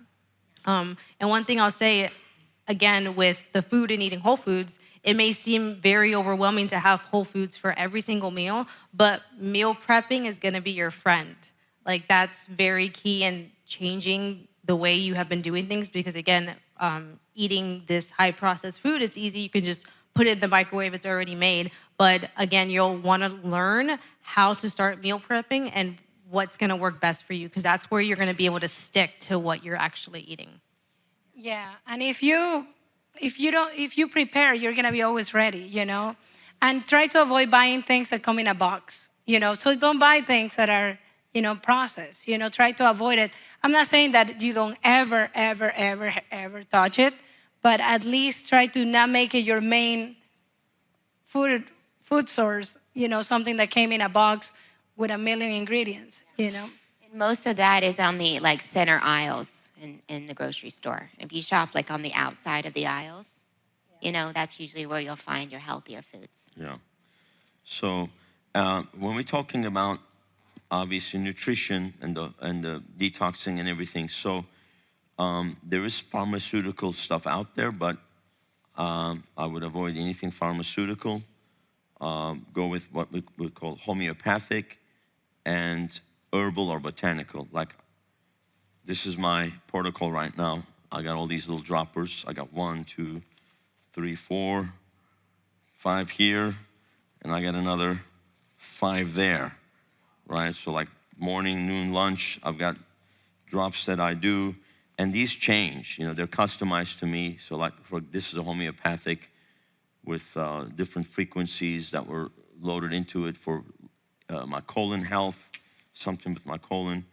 This is for bone support because of my teeth and the implants to help bone. You know, I've got St. John's Wort. I've got a couple of homeopathic formulas for like emotional or like, you know, regulate like just different parts of, you know, like I said, all the emotions and the organs are tied together, so that kind of helps with that. I got one, I kind of had Epstein-Barr virus show up on me last week, so I'm taking a homeopathic drop remedy. These are called tinctures, which is like usually in an alcohol, and they're homeopathic. That means you can maybe explain that a lot more. So Epstein-Barr virus showed up. So I have another homeopathic formula for this one. This is for H. pylori. Still have a little remnant of it. I've been working on that for several months. This is vermiplex. This is just my maintenance for parasites. I've got rid of most of them now and just maintenance. And then this is carcinosin, because just to get the free radicals and the cancer cells. Don't take this the wrong way. Everybody has some cancer cells in their body, you know. It just means rogue cells, just to flush them out. So that's just, you know, and then of course I got some vitamins and other supplements that I do, some pills. You know, I do vitamin D right now. I'm doing a multivitamin. I'm doing, I'm doing something for my blood to help cleanse my blood. Netokinese, and then a couple other things, but they change, you know, so my doctor helps set these for me as she looks at my biomarkers. That's why it's important to customize to what you need, right? Yeah, absolutely. And homeopathics are different than herbal or, you know, actual like supplements that you take, because they're actually diluted versions of what you need. Okay, so for example, if you're having problems with your liver, they take like a healthy liver cell, and then they dilute it thousands of times. So depending on the dosage, and everything is gonna be different for different phases and for different people, they're gonna be diluted. There's not gonna be like liver left in that bottle, but you know, it started with a healthy liver cell to start it, and then it's like energy medicine. Yeah, and it's called what? Succussion. They shake it up so much that they get the frequency and the energy of that, so cell into the tincture, and then you put it under your drop. Yeah, so in the homeopathics, they have different like potencies. So sometimes it's like 1,000 times means that it was diluted that many times, and it was actually shaken or succussed that many times. But it actually, that is a higher dosage, even though it was more diluted. And you're gonna use that when you're ready for that. Everything is gonna be customized for every person. And what Pastor Corey has done is he's gone through biofeedback kind of scanner. You know, if it scans your hand. It scans 1,700 biomarkers of my body. It takes like an hour. Put your hand on it, and it just scans your body through a computer, the energy and the bio response of your body, because everything has a frequency and a bio response, so it reads what's going through your body. Yeah, and there's a couple of different systems that do that. Yeah, there's different. And Dr. Bernstein does that with, you know, muscle testing with you touch the different little vials that have all the frequencies of the different things, and he muscle tests to see what you respond to. It's a similar thing. You know, what he does manually, then they've developed computer systems to do it a lot faster, so they can scan 1,700 biomarkers in 45 minutes. And he's got the Holy Ghost. Yes. Amen. Yeah. Yes. And when we walked into it with Pastor Rose, the first thing he said, the Lord was speaking to me about this for you. And so that's the other great part. That's why, you know, he's been a huge blessing. And she gets to see him every week, you know, and she needed that. For me, it's okay. Every 3 months I see. And I do feel, though, sometimes 3 months is too long. And she tells me, you know, because sometimes you feel things shift in your body. You know, like, you know, I'll have to go through 2 bottles, but when I finish 2 bottles, it'll be before 3 months. So I may schedule something in 2 months. So as I'm doing this, I'm also learning. And now you need to listen, you learn to listen to your body. You know what? I feel like something is shifting now. These things aren't doing what they were doing 2 months ago.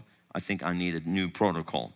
So that's the other part of it. So. And your body will tell you. I mean, the body is so smart. I mean, it's gonna tell you when you don't need something. I mean, we even experienced it with Pastor Rose. You know, her own body was telling her, I don't need this supplement anymore. Stop taking that one now. It's actually, you're overdoing it. She needed it for a while with her digestion, but after a while, you could see that it wasn't working. It was actually having a detrimental effect when we cut it out. So you gotta always making adjustments. You know, you can't always just be doing one thing.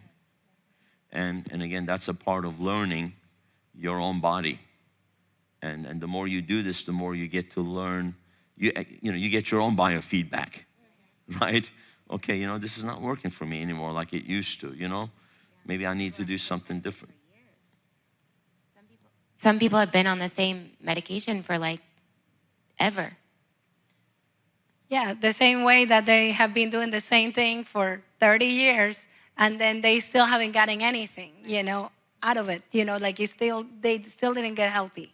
Well, so sometimes that's what I was saying, that we need to unlearn what we know and be open to relearning and actually not having so many like blockages. And sometimes it's like, you know, I get it because it's like you get paralysis by analysis. It's like you got so much information coming at you that you're like, what do I do? Where do I start?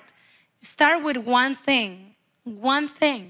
And it doesn't have to be anything big. It could just be, you know, don't drink sodas like we have said before. Don't drink sweet stuff. You know, just start with that. And then next week, do one more thing. The next week, you add another thing.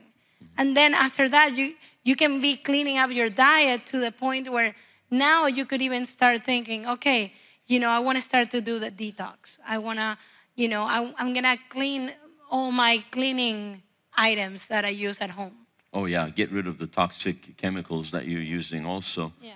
And go with more natural plant-based stuff. And I mean, some of that stuff is just so terrible. You know, like a lot of the cleaning ladies and stuff end up getting a lot of cancer because of, you know, like we had all these Spanish ladies coming to clean and they just insist on bringing their own bleach. And I'm like, no bleach. You're not putting bleach in my house. Oh, don't, you know, sir, mister, you know. I'm like, no, use this. And like, it doesn't work. No, that's a plant-based, or just use vinegar water. No. If you're not going to do it, then you're not cleaning for me. You know, it's like you walk into your bathroom and your eyes are burning from the bleach and you're breathing that stuff in. It is so toxic. And, you know, so that's another thing that you got to clean up, detoxing your home, get rid of all the chemicals. We talked about the laundry detergent on the first night. We talked about these things. So detoxing, okay? Anything more on detox? Because we got to move to another subject. Okay. All right, let's talk about, okay, this is something I want to talk about because it's something that I've had to work on myself. Posture and body, skeletal, and spinal alignment and everything, right? So, but no. Listen, I know we live in Florida, so a lot of the ladies and guys too, you wear these flimsy flip-flops and sandals. You don't realize what you're doing to yourself. You've got to have, I understand, but you got to have good support because that's your structure down there. It affects everything. When the alignment is off down here, it throws everything off. Your knees, your back, all the way into spine, everything, your jaw, everything, so it's gonna throw everything off. So, I also see a holistic chiropractor and, he taught me a lot. So he actually made special insoles for me and then it fixed 95% of my issues because I was misaligned, right? And then, so help getting my posture and my spinal alignment and everything right. I mean, he pulled my big toe and my jaw popped into place. I mean, this is how crazy it is. Seriously, you have to understand all of that. And then I learned that basically your jaw and your hip, it's like the same structure and they can all be off. People have back pains, they have other issues, shoulder pains, neck pains, headaches, knee pains, and a lot of that is also just the footwear, and obviously, our feet have been crushed down, back then people's toes were spread out.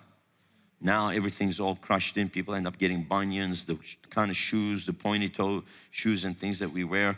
It just changes the shape of your foot, and it's literally the foundation of your whole body, right? So when the foundation is off, think about how it's going to affect everything else. So that's also very important. I know it costs some money and everything, but to get some proper adjustments of your spine, but not these guys that you go and go pop, pop, pop, and then you're out in 10 minutes.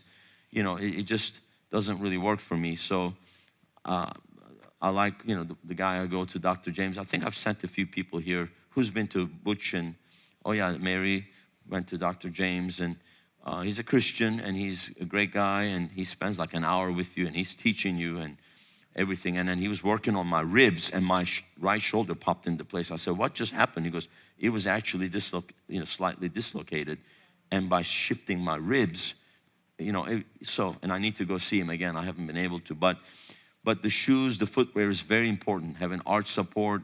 People end up being flat-footed, and they, yeah. Obviously getting your weight down so that you don't put all that weight on your knees and your hips and everything. It's very important. But a lot of that could be causing issues with you, even sleep issues. So everything's connected. You would think that I have sleep issues, and it's literally the footwear, or issues with your spinal alignment and everything being out of whack, and your jaw out of whack, and you're getting grinding your teeth or popping your jaw. You wake up in the morning. How many of you you wake up in the morning and your jaw pops? Anybody have those issues? Okay, right? And so you can get all that worked on, okay? And that magnesium can help you if you're clenching your teeth. Actually, magnesium can help that too. Like it can help actually relax the muscles, and when you go to sleep, get a better sleep, more relaxation, and it's so great. I mean, you want to get like 400 milligrams of magnesium a day, and that's going to give you really nice sleep. Your muscles are not going to be all contracted and everything. And I'm a dental hygienist, and my position that when I work is really detrimental to my posture because I have to reach over all day. I mean, 8 hours a day. That's my position, just this movement. And chiropractic care for me has been crucial to keep me working because at this point, I've been almost practicing for 20 years, 19 years. And, my body suffers a lot because of the posture, that I have to have. And, you can use ergonomic chairs and ergonomic instruments and everything, but at the same time, your body's still getting that wear and tear. And chiropractors have really been like my allied on my side. And most insurances actually will cover you, maybe not to go to see the chiropractor that Pastor Corey sees, but there's a lot of other chiropractors that once you find the good ones, you can work with them, and and they will get to know you and know your body and help you too.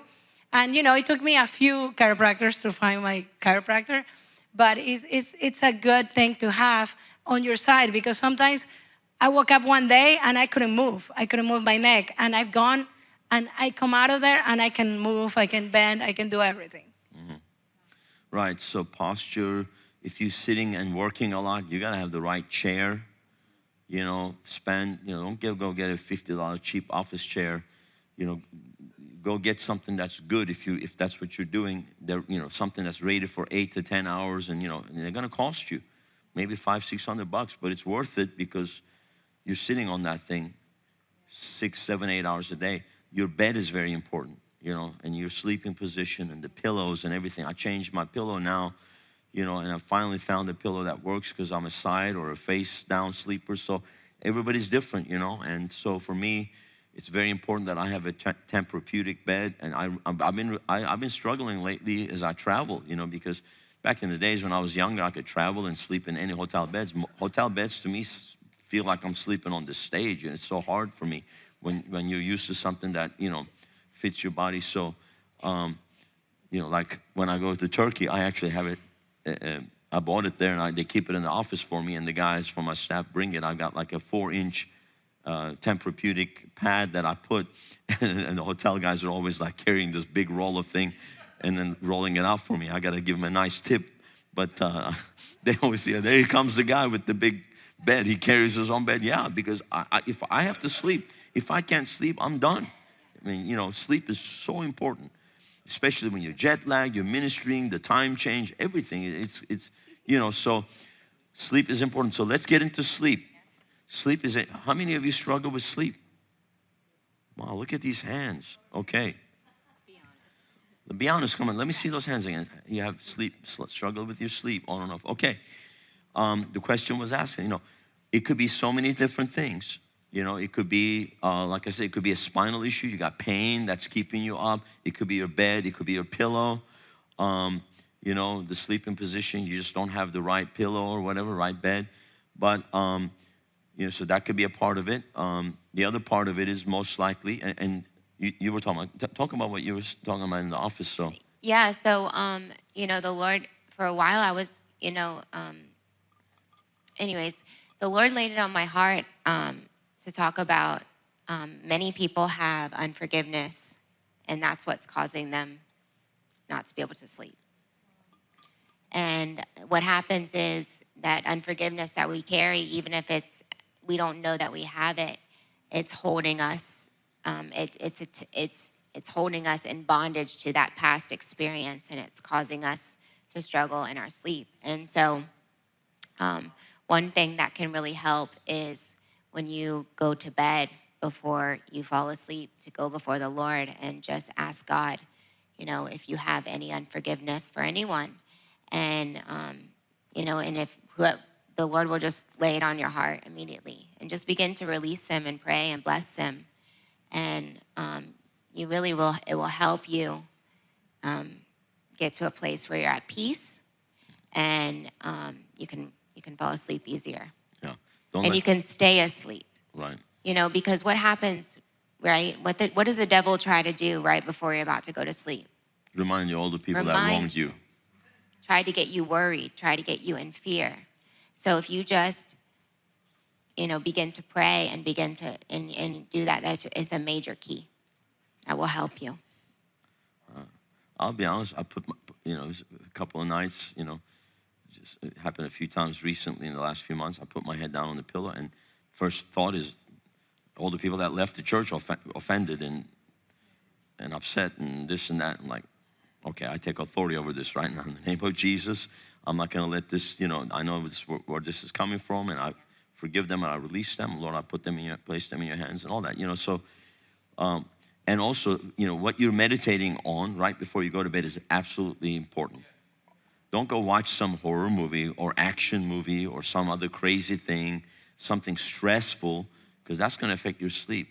You know, we talked about lighting, right? No blue lights, no watching television. You shouldn't even have a TV in your bedroom. You're watching TV and then turn it off and go to bed. I mean, it's just, you want to just wind down. You want to clear your head. And probably reading is better. Read a book, read scriptures, and, you know, even if it's 15, 20 minutes, meditate on some scriptures, you know, and pray and have some confessions and just get with the Lord and pray in tongues, and then clear your head from everything, release it, right? Don't, you know, be angry and sin not, and don't let the sun go down on your wrath, right? That means, so, you know, shut everything out, you know, close it out, bring closure to everything, because whatever you're thinking of right before you go to bed, or whatever you've been meditating on or watching or listening to, is going to affect your sleep. It's going to get in your dreams. It's going to affect your soul. It's going to show up in your dream world and things, right? So that's one thing you got to be, you know, cautious about, and make sure that it's very quiet, nice and quiet. One thing that I learned to do all the times I travel, I have nice big eye patch with me, the soft one, and then I have earplugs, the silicone ones, not the ones that go in your ear, but the ones that go outside so they don't really hurt and go all the way in. So, you know, because, my God, one time I was in Latvia, and I woke up 7 a.m. and they were drilling the street right outside of my room, and then they had the bulldozers and stuff, and I'm in a nice hotel, and I realized that I hadn't put my earplugs in, and it woke me up, and, you know, like I could have slept another couple of hours, 7 in the morning, and I'm like, okay, you know what, I need to put my earplugs in. You know, never assume, because you don't know the environment, you know. Where my house is, you know, right now is fairly quiet, but when you travel, you don't know what's going to happen. So, you know, I learned to have, you know, an eye patch thing, block out the sun, you know, any light that's going to, sometimes, you know, you're in a hotel room and the sun is coming right through the edge of the thing and right in your eye, you know. It's like, you know, so you want to black out your sleeping area. You shouldn't have all these different devices with lights. Turn off everything. You shouldn't have all that electromagnetic stuff going either. You should not have your cell phone by your bedside. It should be far away from you in another room. All those things, you know, especially if it's plugged in on a charge, it's emitting incredible amounts of EMF signal, and it's actually going to affect your brain, and it could be causing you to be restless, right? So a lot of these things, quiet, nice environment, you know, you want the temperature to be cold too. You want to have a cold room when you're going to sleep, because that's going to promote better sleep too. You know, you don't want to be sweating and hot and turning and tossing. Yeah, and so, and then I think one big reason why a lot of people are having a hard time sleeping is their cortisol level is through the roof. Cortisol is a stress hormone. And especially if you're in a very stressful environment, very active day or whatever, and maybe, how many of you feel like, you know, you have a hard time falling asleep because you have to like wind down, and it takes you like forever to wind down, you know, especially if you're more of a night person like me. So winding down is important, but, you know, how do you wind down, right? So there are obviously some things that you can take. Magnesium glycinate, you know, maybe some melatonin could help. But magnesium is very important, magnesium glycinate. And then I've recently discovered this, ashwagandha, but there's a mixture thing. It's called Relax and Sleep, and it's got like passion flower, it's got valerian root extract, and then ashwagandha and a couple of other things. That's really worked well for me. But, you know, your sleep cycle could be off, so your biological clock could be off. That's why it's important to get out in the morning sun to kind of reset and everything, and then stay away from all the lights and the noise, and have at least 30 minutes to an hour before bedtime, just to where you're calming down, you know, and then, you know, and if you're looking at what you're going to be doing the next day for your project or whatever, and that could really stir things up. So you want to kind of bring everything down. L-theanine is good. That's like an extract from green tea. That's another supplement. But, you know, there's some sleep stuff out there. But cortisol, managing cortisol is important. So one of the things I have, my doctor gave me was an adrenocalm lotion that I put here just to help calm my, adrenals and bring my cortisol down. I've taken different things like a cortisol manager 1 hour before bed, and then there's one you can take during the day to help, manage your cortisol levels, right? I was reading somewhere that if just one 1 minute bout of like anger can spike your cortisol for the next 8 hours. It takes 8 hours for your cortisol to come down. So you got to also try to keep a calm life during the day. But if you're in a stressful environment, we understand some things could be very stressful, high stress environment, then you got to manage your cortisol. Breathing could be good and just calming things down, calming your mind. Exercise is good to release some bottled up energy. And lower caffeine. Lower the caffeine consumption. Yeah, and avoid, decreasing caffeine consumption. What do you have to say about sleep? Yeah. So sleeping is basically an anabolic process. So that means that your body is building itself up.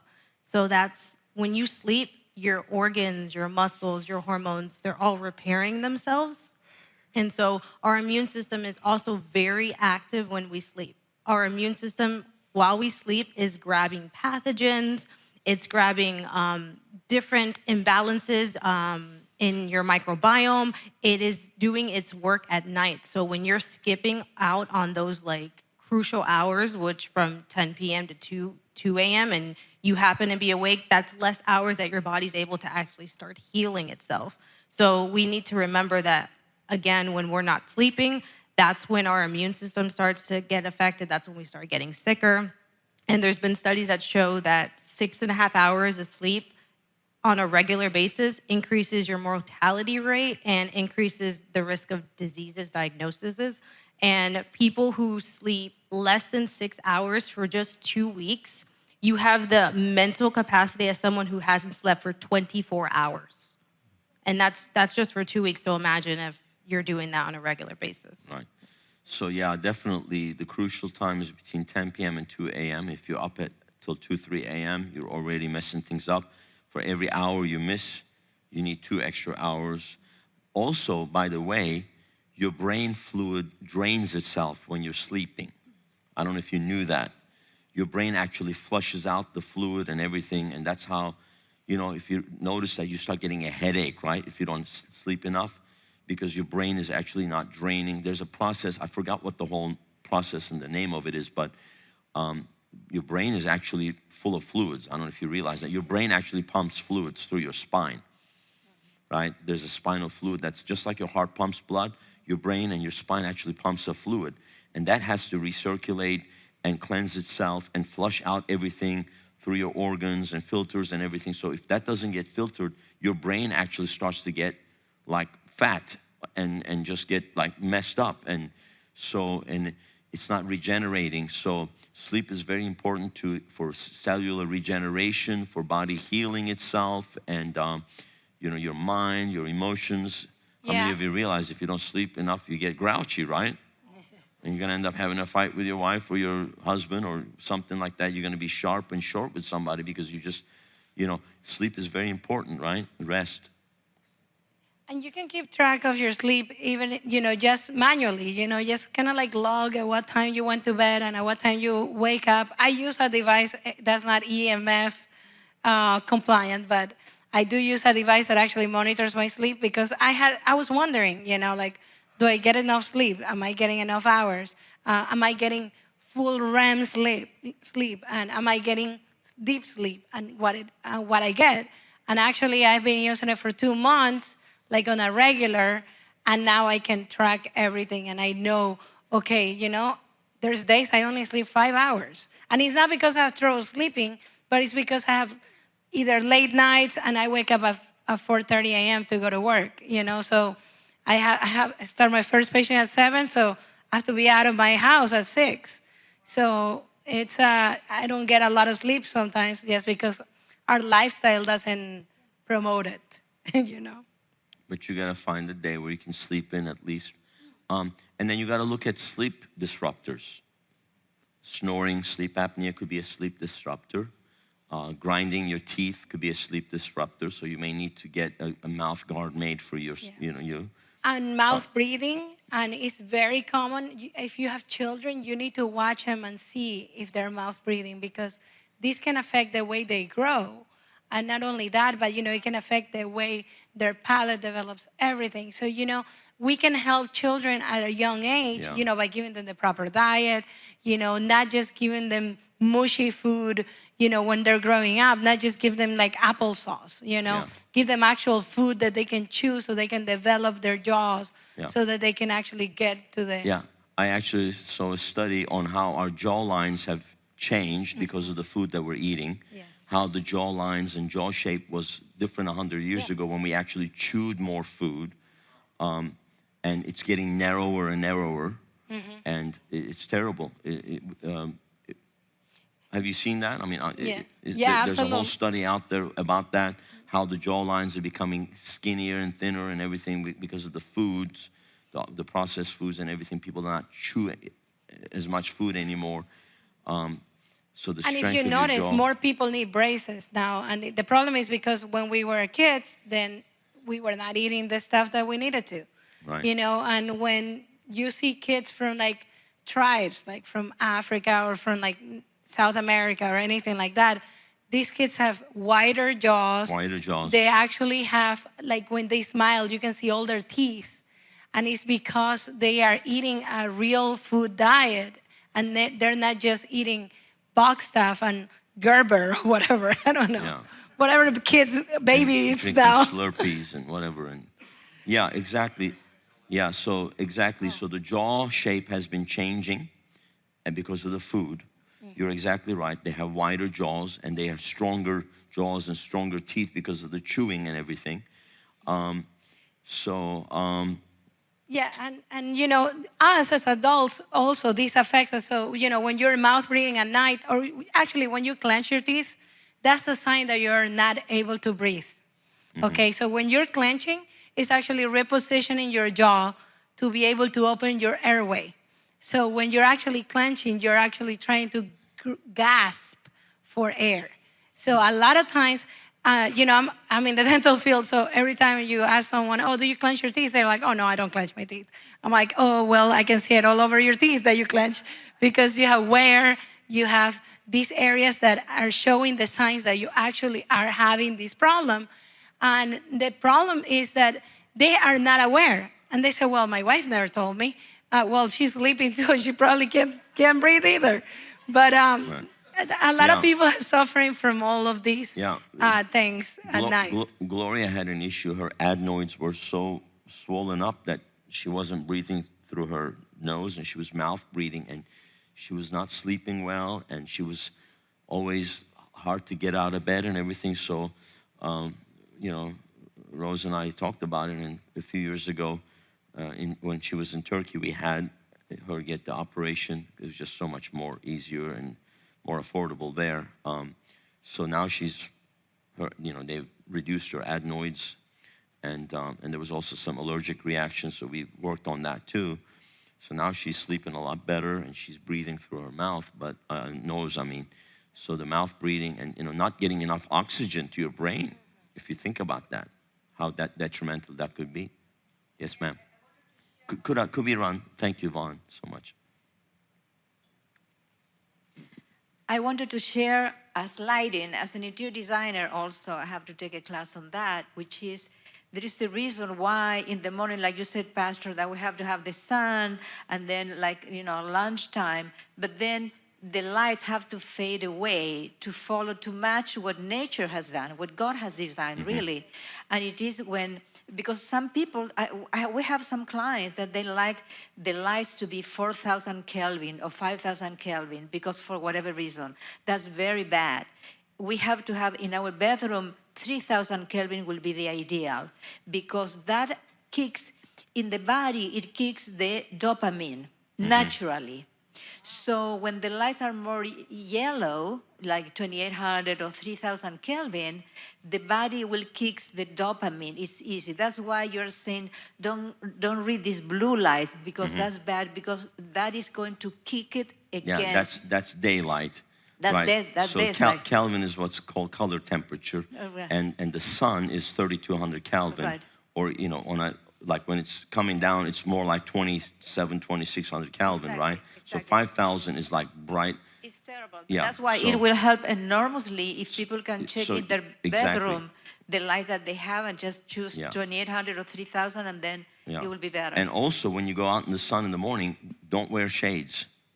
Don't wear sunglasses, because your eye retina actually needs to also receive the sunlight. That's very important.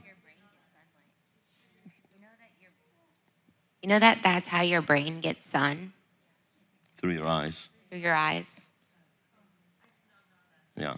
So yeah, I used to wear sunglasses. So now, I'm very sensitive to sunlight, but I've trained myself now to go in the sun without sunglasses.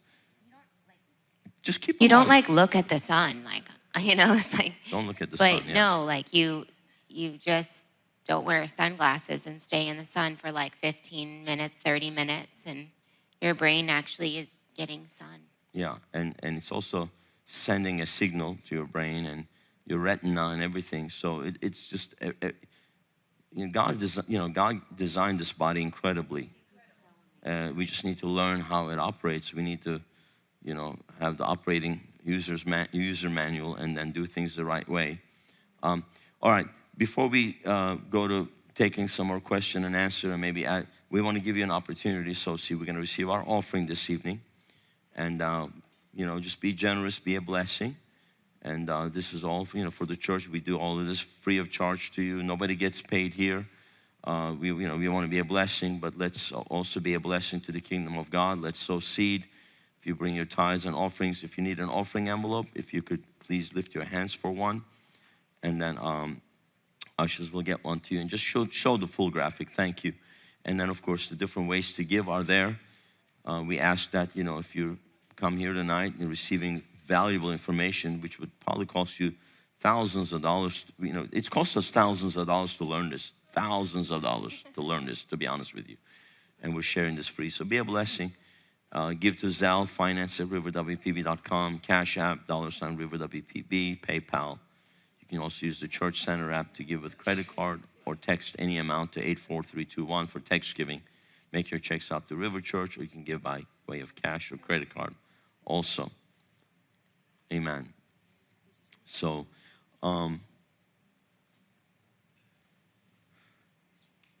we can maybe also talk about grounding a little bit. You do have to be careful where you put your bare feet because of you can actually pick up parasites again from the ground, or toxic things or whatever. But grounding is important, I just sit, like this morning, I just sat for 20 minutes in the sun, when I was drinking my protein shake, and I just put my feet on the grass, just grounding, releasing the negative charge from my body. And then there's grounding sheets, grounding mats, and things like that you could also use. There's a whole lot of teaching on grounding out there. You're familiar with grounding, right? Yeah. And whenever you have a chance, you can just do grounding by just taking your shoes off and just hitting the ground, like you can take a walk on the beach, or just outside of your backyard, you can just step on the grass. I don't really like to step on the grass with bare feet, but it is great. It is great for us. It's a way to get grounding. Also, walk on the beach. Yeah. Touching trees with your hand. Yeah, and go to the beach because the seawater is highly ionized. Have you ever noticed when you sit on the beach, you just relax like this? Because that salt and seawater it's ionized air. Ionization is very important. That's why they wanted to keep everybody out of parks and beaches during COVID, right? So that they could get sick faster and quicker, because it breaks down your immune system.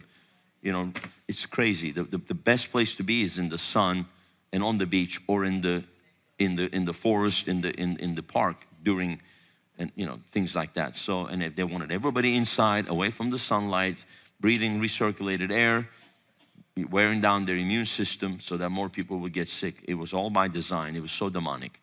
So, amen. You need fresh air, and then and amen. So, yeah. I was listening to this like holistic health person, they were talking about working out, and they were talking about how, going on like runs and stuff, and they were, I haven't tried this one yet because I'm a runner, but they're like, go running barefoot. That's how people like even runners, like sprinters, that's how they train. Like for the Olympics and stuff, they go barefoot.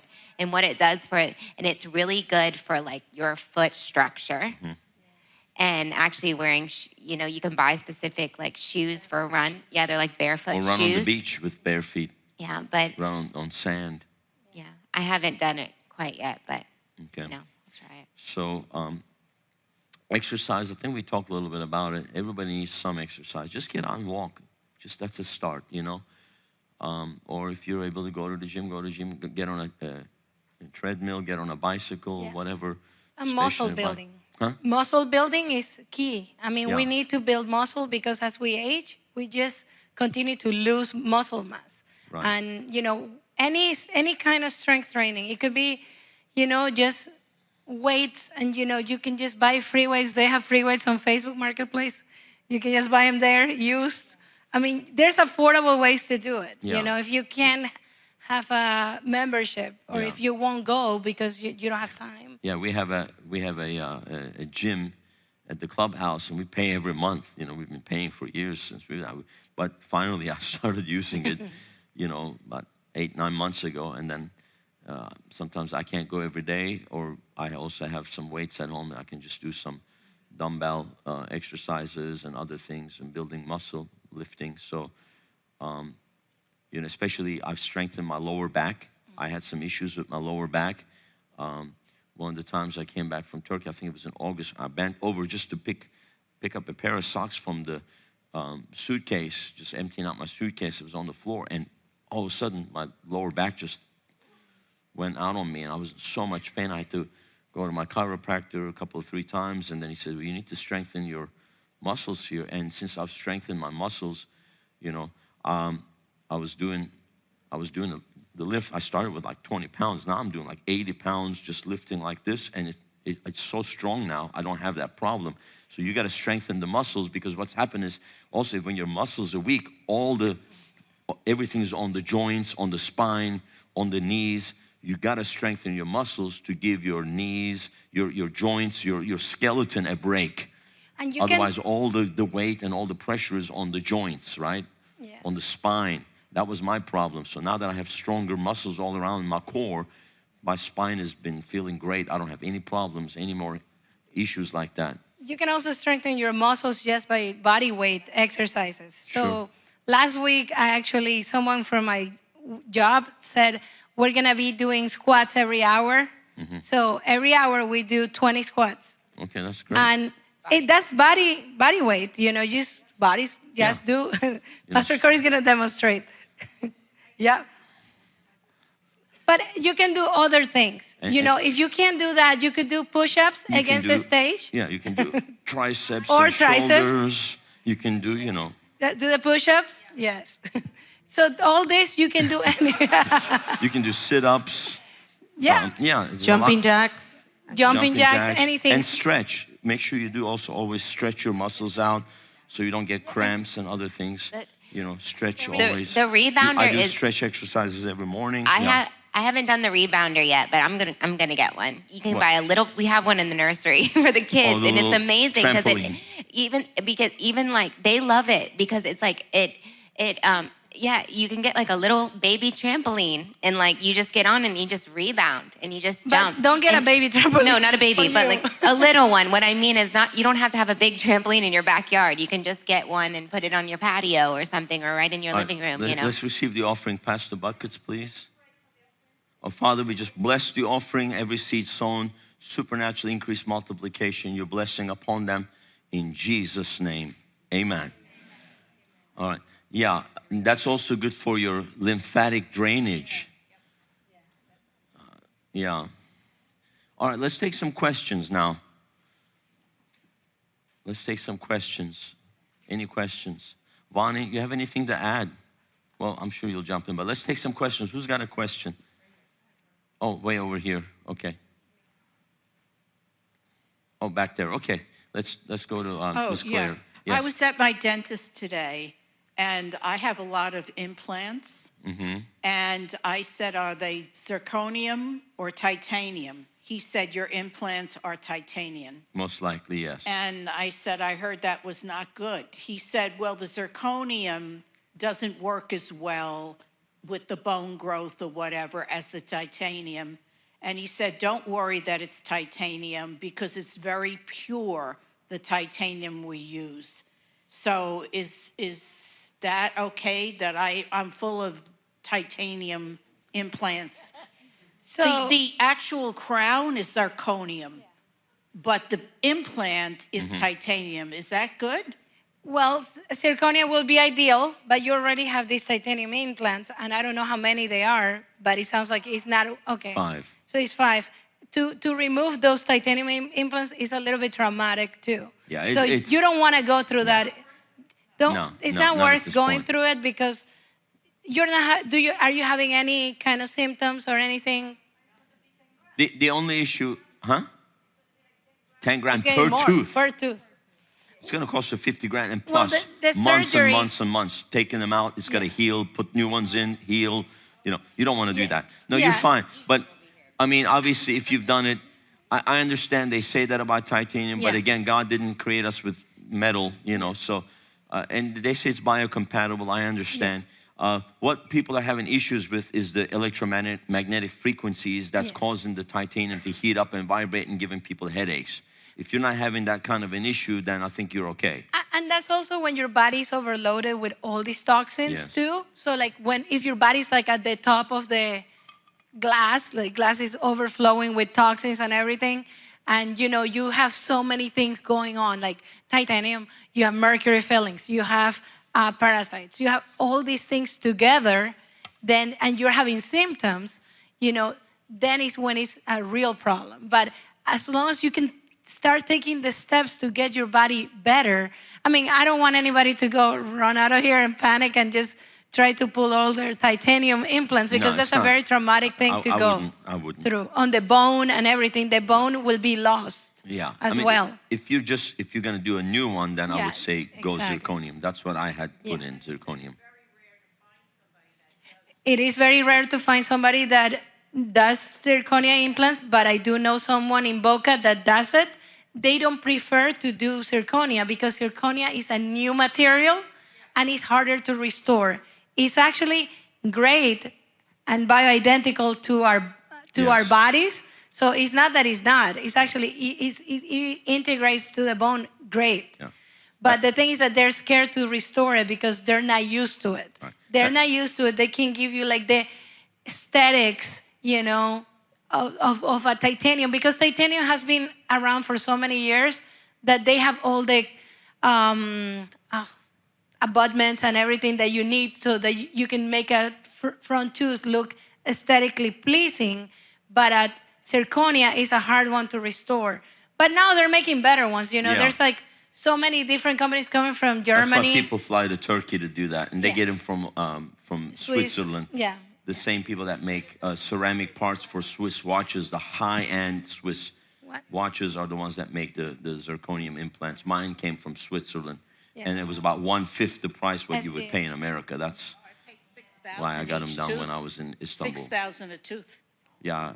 Well, that's the average cost of an implant. Yeah. 6,000 a tooth plus the crown. Plus the other stuff could cost you 10 grand with everything per tooth.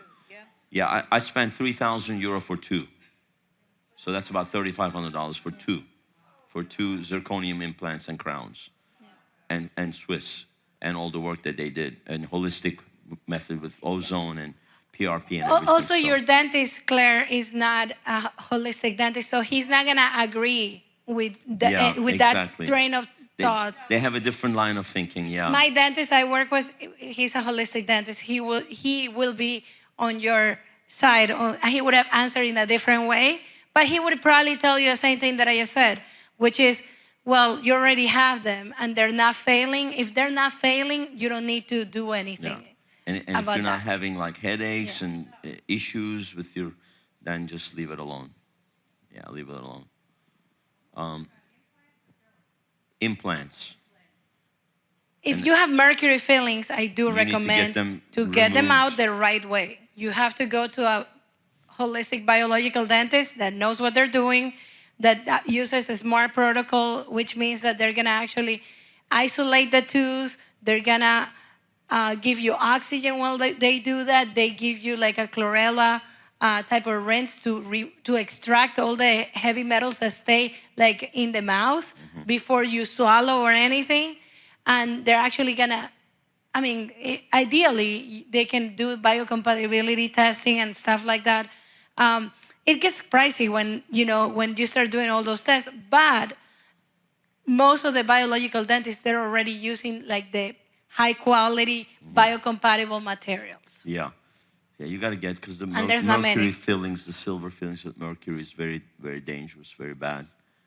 So I had to get 3 of them removed, and I got them done in Turkey, and I think it was $250 per tooth. That's amazing. I think they'll probably charge you $3,000 here.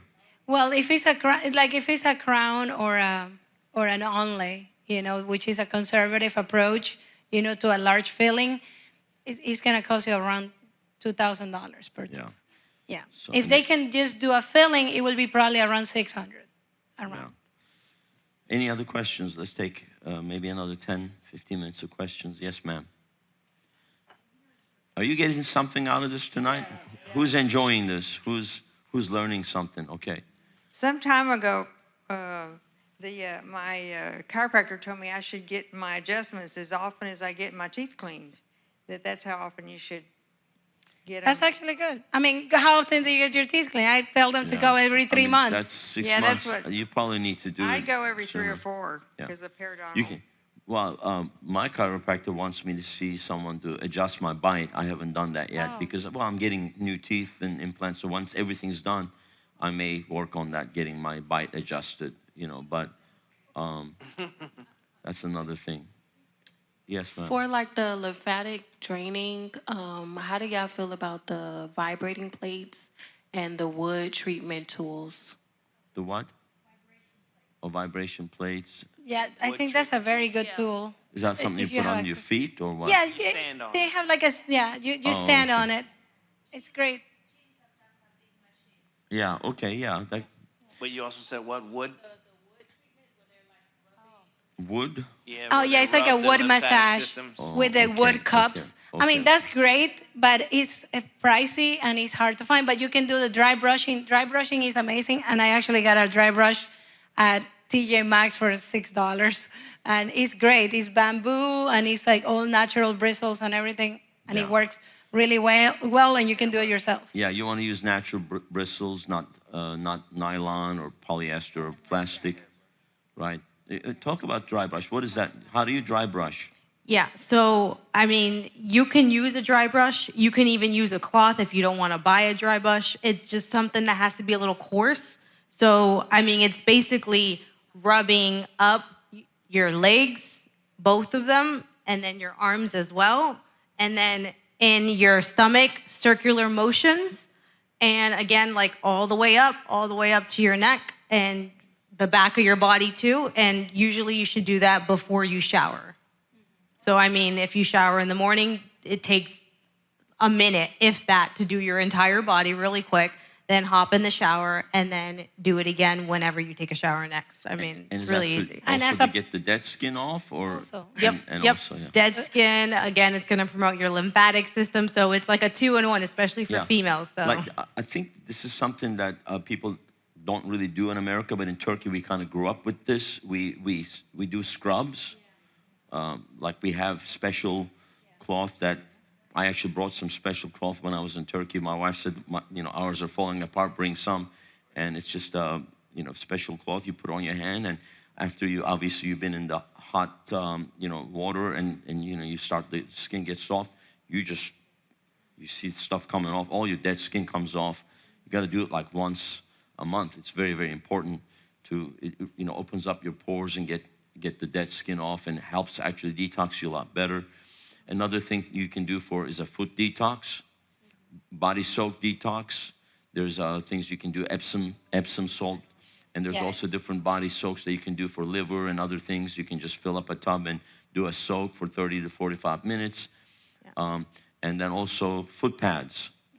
The Chinese foot pads, I've done them. I went through, I think, 5 boxes. They're still black, coming out pitch black. But that's how you get a lot of the heavy metals out from under your feet.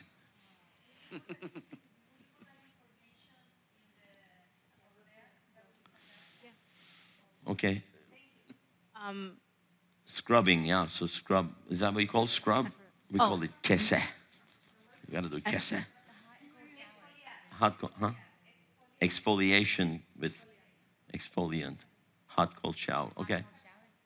Speak to the mic. I mean, I don't know the benefits of it. I mean, I only know like a couple benefits. No, there's a lot of benefits. I don't know exactly what they are, but well, when you do like we do like 2 to 3 minutes of hot, and then you do 30 seconds of freezing cold shower. It's not freezing. Well. Yeah, well, it's not like in Finland when you're in the sauna, well, then you go jump in the me. snow. Or in Russia. It's very cold. It like increases your white blood cell count is one thing Russian I do sauna, know. and then you go jump in the ice lake, and then you come back in and they beat you. Well, they got like these leaves, the special tree leaves, and they beat you, and you're all red on your back. It's so good. It gets so much junk out of you. I mean, seriously, that's how they detox. This is their lifestyle. That's why they're a lot healthier than we are.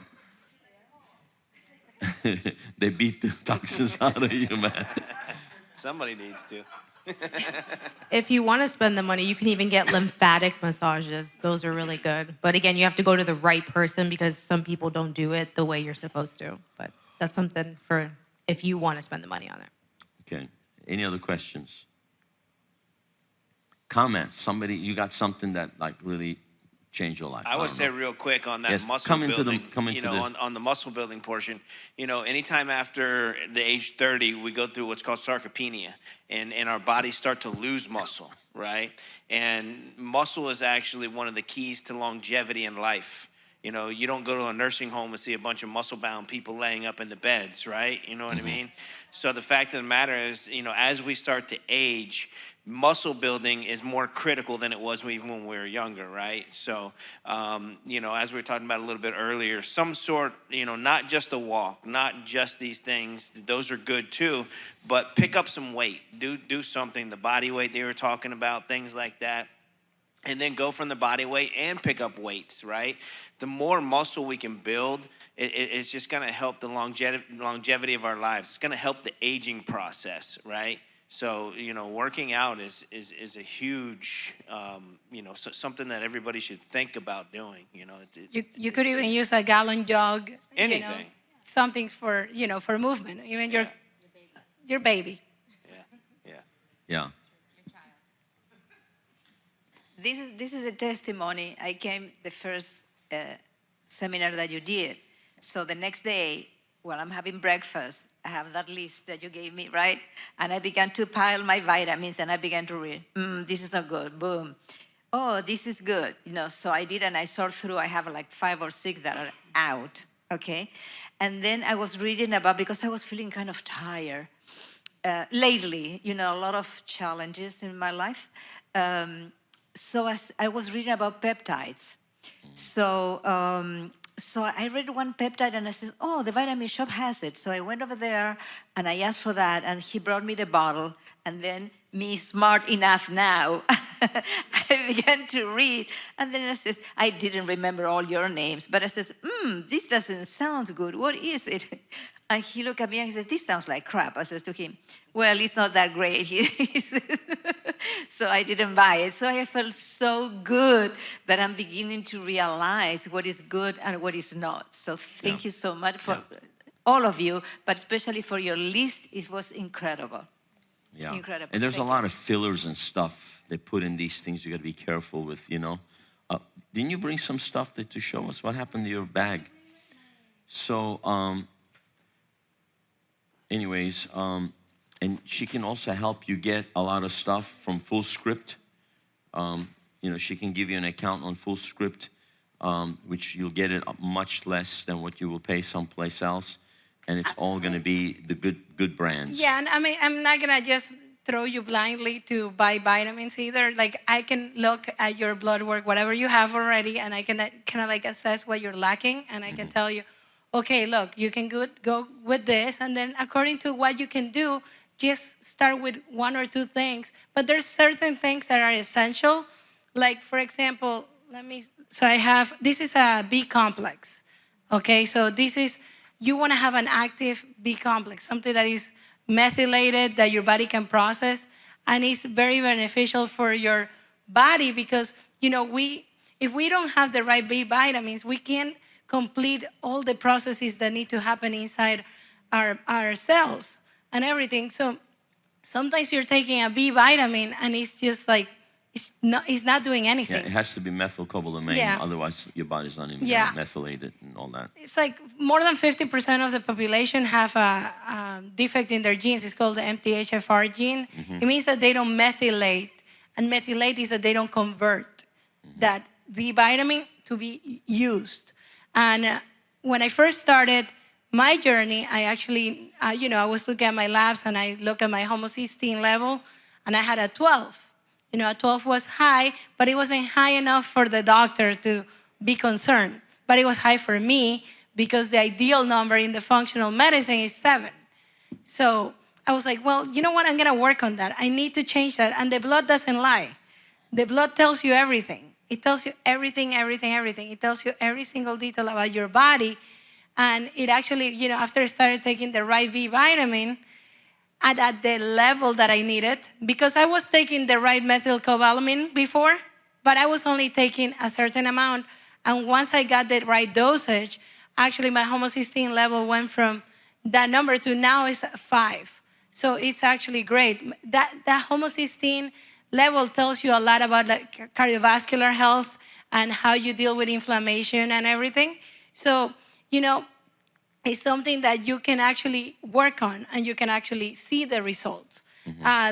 Then you have berberine. Berberine is really crucial for people that have problems with blood sugar, but most of us have some kind of insulin resistance, So berberine is also an antimicrobial and it also helps in the gut. And this is gonna help you regulate the glucose spikes and everything. So it actually works similar to the drug metformin. And, people that have taken it, that's why they take it. And this can achieve the same results just by taking... That looks like from Thorn, huh? Yeah, this one is from Thorn. This is the berberine. That's a good brand. I use some of their stuff, Thorn. And that the other one was integrative medicine. And something that is essential is this, vitamin D3 plus K. Yeah. So most women, especially, when you age, they're looking at your bones, right? They're saying, oh, you have osteoporosis or you're losing bone and the bone density is low and all that. You actually don't need calcium. You need vitamin D3 plus K because most people that are taking calcium, they don't need that, And you need to make sure that you're supplementing with this. And you can look at the ingredients, just make sure that you get a good brand. But I have 2 different ones that I like. One of them is this one is a 5,000 milligram. And the other one I took is 10,000. And not milligrams, sorry. I use. And the reason is because especially if you have any kind of tan or color on your skin, your body doesn't really absorb the vitamin D from the sun. So I was very deficient. I had like a 28 in my numbers, and now it's 70. So, but I had to try it, and I started with 5,000 and I saw it increase a little bit. When I redid my blood work, it went to 70 when I took 10,000. So now I know, okay, I'm at the optimal level. Now your body's able to process different things the right way. So if what you're hearing is you can't just take stuff randomly. You gotta know, blood work is going to be important to show where your body's at so that you can supplement what you need to supplement. You may not need to supplement certain things, or the dosage is also very important, right? Exactly. And everything has a purpose. Yes. So it's not just taking a bunch of vitamins and that's it, and sometimes you can combine certain things that already have others. And, depending on what your symptoms are, that's why it's not just a blanket statement, but the things that most people need are the magnesium, vitamin D3 plus K, the B complex, and a good multivitamin. That's kind of like to say that's what you need at the least. Yeah. And I do NAD sub-Q. Oh yeah, NAD is amazing. NAD is very, NAD very important. is the anti-aging thing. You know, it's gonna help your mitochondria. It's the fountain of youth. Yeah. It is for sure. It's for cellular regeneration, repair, and everything. NAD pretty much turned Pastor Rose around, I'll tell you right now, and got her to it. And then I do it. I was doing some pills, but the absorption is less. And so now I'm back to doing sub-Qs because we have a bunch of it left now that she's not doing as much. So I'm finishing them up before they expire. You know, she does NAD too. Especially as a runner, I do a lot of NAD. Subcutaneous? Yeah, I do.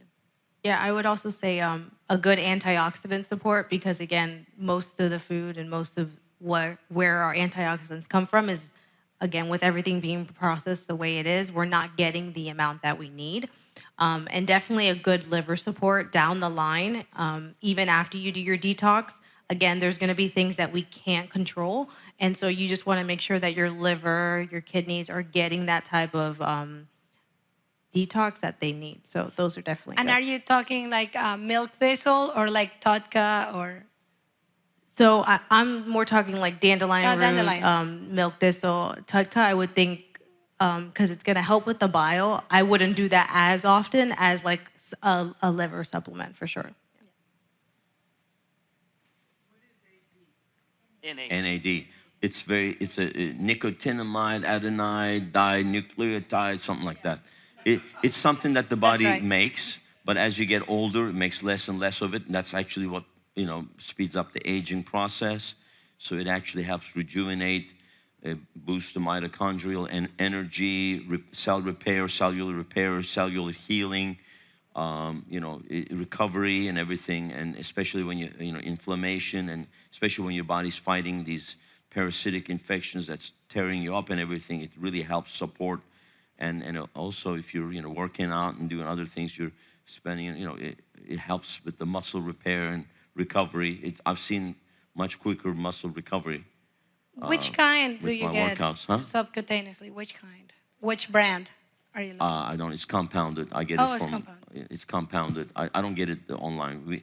I get the ones with no additives, which is a little bit more expensive. But I get it from Carla. She has it compounded, and they ship it to our house. And but it's huh?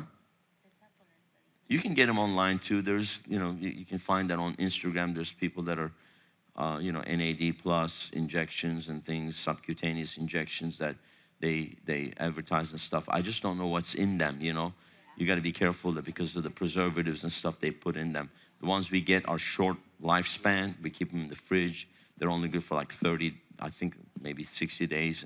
They don't have any like additives and preservatives in them. So I feel safer to inject those things. They're definitely like, And you got to be careful with the vitamins and stuff too, because it could be synthetic. So it's got to be natural, right? Yeah, and you wanna make sure you're taking a high quality supplement, even like the omegas.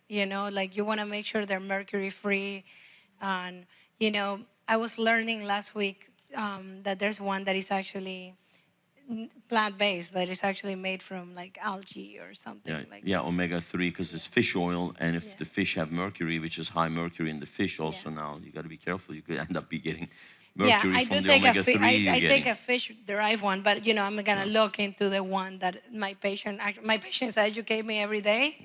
They're very knowledgeable, so they've gone through a lot of these things. A lot of protocols, a lot of holistic health things. Like I was talking about chocolate, I end up getting a lot of cadmium from chocolate, and you got to look for cadmium-free chocolate,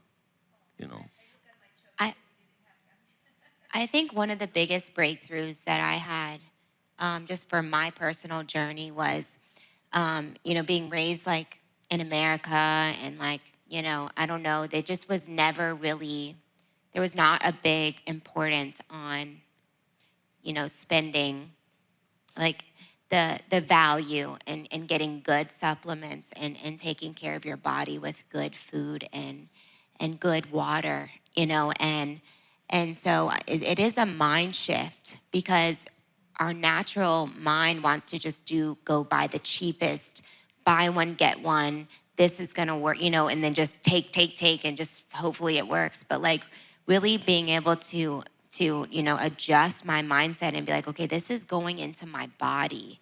It has to be good. It has to be, the ingredients have to be good. Like, and it's worth it. It's worth, the extra little bit that I'm gonna spend, because I'm gonna feel better, and it's good ingredients going into my body. And it's more important to, spend the money on the good organic food and the food that's good for me than maybe going to buy like, a nicer pair of shoes. You can have both, amen. But what I'm saying is that many times it is gonna be a mind shift. It's gonna be a mind shift. And then once that mind is shifted, then you begin to realize, oh wow, this is, much better. It's an investment in yourself.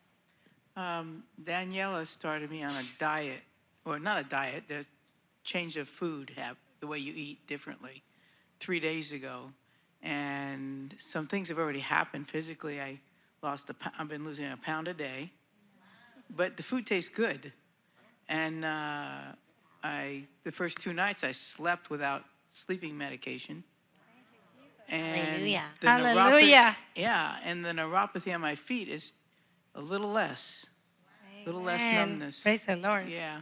You're on your way, making all the little adjustments. You're going to see. And it's not a diet. It's actually just real food. I mean, I only gave her a list of the things that she should look to buy. So she's not like not eating. She is eating, but just eating the right stuff. So it's the shift from eating the wrong stuff to the right stuff, okay? And I did personalize it. I looked at her blood, and I know certain things that she's been dealing with, and I made it for her specifically so that she can actually choose the best that she can. And I told her, don't overcomplicate it. Don't worry. You don't have to make it exactly like it says, but the best that you can keep it, that's gonna give you the best results. Amen. And I'm very, very happy for you. Did you have other stuff there or not? Yes, I have other stuff. I have copper here. This is amazing because if you're deficient in iron, more than likely you just need copper, or even start cooking in a cast iron skillet and stuff like that. That's gonna help you raise the iron levels. Iron deficiency is a reason also a lot of people can't sleep. It causes restless leg syndrome and twitching and stuff like that. Yeah, and a lot of times it's not like a true deficiency. It's like the iron stores are like in the muscles and they're not being able to get out. Okay. So the copper helps draw that out. And this is something that honestly, I don't take it yet. I had it for a while and I haven't taken it, but I've had it for 6 months. I'm gonna take it tomorrow. But it helps with a joint and bone, hair, skin, nails, cardiovascular health, energy, metabolism, and everything. Is that drops or? These are drops. Okay, it's a liquid. I will put it. Bioactive copper hydrosol. Yeah. This 4-in-1 joint. This is vitamin D. Cream? Oh, krill oil? Oh. Yeah, is krill oil good? Yeah, that's good, but just make sure that it doesn't have any mercury. Just kind of do the research on the brand that you're buying. Oh, life extension is good. Life extension is good. That's a pretty good brand. Yeah, but I still always look at every single product from each brand, because you might have a good vitamin C, but then the B is not good. And then there might be something in there they put that you could be sensitive or even allergic to, Like there was something that Dr. Bernstein gave Pastor Rose for a bile mint, but it had a soy product in it, and it just was bad for her. She couldn't use it, even though it tested fine, but she couldn't. It just made her belch, gave her so much gas. So the Tatka is working great, by the way, for her. Yeah, it's been good. So we did switch to Tatka, and it's working fine. So Tatka is another product we just learned about. Really, I hadn't even heard about it till about 2 weeks ago, till she mentioned it, and we did some research, and it's very important. And it was something that she needed at that moment. It doesn't mean that you need everything that that Pastor Rose needs. And it doesn't mean that even what the Biomin or whatever it's called that was bad. It means that at that moment that's not what she needed. That's why our bodies are the greatest the greatest communicator to us. You know, it's gonna tell us, yes, no, this is not gonna agree with me. I don't need this. And you just have to pay attention to the signs your body gives you. If you feel tired, lethargic when you eat, well, that's not the right food that you ate. And this is a magnesium glycinate, and then this is NAC. NAC is great for anybody that has any like respiratory issues or like asthma or anything like that, because it helps thin the mucus in the lungs. Now, is that a precursor for But it's NAD, a precursor to, or? no. Actually the NAC is a precursor to glutathione. Oh, glutathione, okay. Yeah, it's actually great because, you know, you take this and then your body will make its own glutathione, and glutathione is a master antioxidant. So it's gonna help detox your body too. Glutathione sprays. Yeah, I recommend a glutathione, like liposomal glutathione, but if I told you everything that I would recommend, is so many things that you'll be overwhelmed. But that's why getting the blood work done, right? And then letting her see that, and then she can say, hey, this is going to be best for you here, here, and here. And doesn't mean that's what you'll be on forever, but, you know, 6 months later, whenever you get your blood work done again, you recheck it, right? And then you'll know, okay, now we can shift to this, this, or this. 100%. That's exactly it. That's why, customizing is the key. You can't just go, take this, this, and this. Oh, what's working for? What is that? Because people say, oh, what are you taking, Pastor Corey? Let me take a picture of that. No, don't, because that may not work for you, you know? So. And small shifts in the nutrition portion of it, you know, the reality is, you know, some people may not be ready to meal prep. Right? Some people may not be ready to do certain things, but you have to start somewhere. So if your lifestyle is fast and you're going through these fast food places that we're telling you don't go to, right? And you go to it tomorrow, just create a small shift. Instead of getting the fried chicken, get grilled chicken, right? If you get a hamburger, take the bun off, right? You know what I mean? Like, make these small changes, because I know there's a lot of you that aren't going to just stop going tomorrow. But you can start to make small shifts even at those places. If you go to Five Guys, get in a lettuce wrap, right?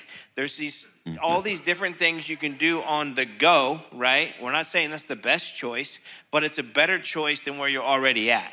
So if you can start to shift that, take out the sodas, take out the sweet teas, take that out, get water, put lemon in it. You know, I'm being a little more lenient tonight than I was before, but just want to, you know, like, you have to start somewhere in order to get to the next level, right? You know, so if we don't make a start and we don't create the shift, you know, I eat out a lot because I'm always on the go.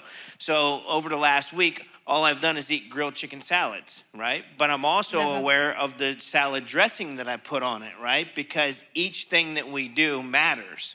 So, you know, I get maybe just lime juice, lemon juice, something like that. MCT oil. Like, you'll get as crazy as, I used to have made my own, bring my own salt, the Celtic sea salt and things, because it's not salt's fault, right? You know, we need salt. You know, it's carbs and sugar's fault, but they want to blame it on salt. And if you actually look at the animals and things like that, animals dig into the earth for the salt. If you put a salt block out, a cow's going to go right to that salt block and lick on that salt block because they're smart enough to understand what their body needs. God knows, and it's created this animal. It knows what it needs, so it's going to go to it. If you ever go deer hunting, you see the deer out there. They're going for the minerals in the ground, you know. So we need those minerals just like they do.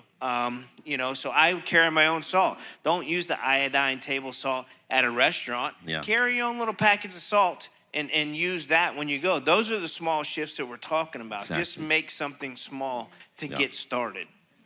Yeah, so speaking of the animals, how many of you heard of ivermectin?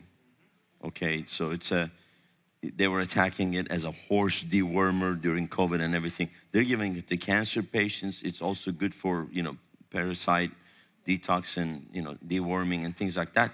Well, it's called the Japanese wonder drug. Well, you know how the Japanese discovered it? The goats were going and licking this white stuff on the cliffs.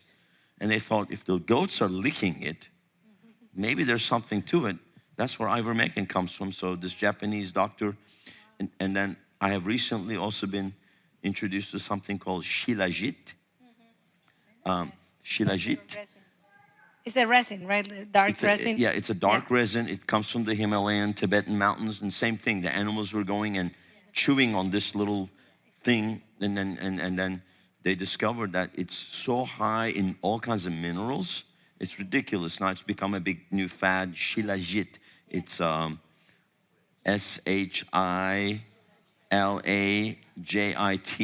shilajit. So again, animals were licking and chewing on this thing, right? So the people figured if they want it, we should probably use it.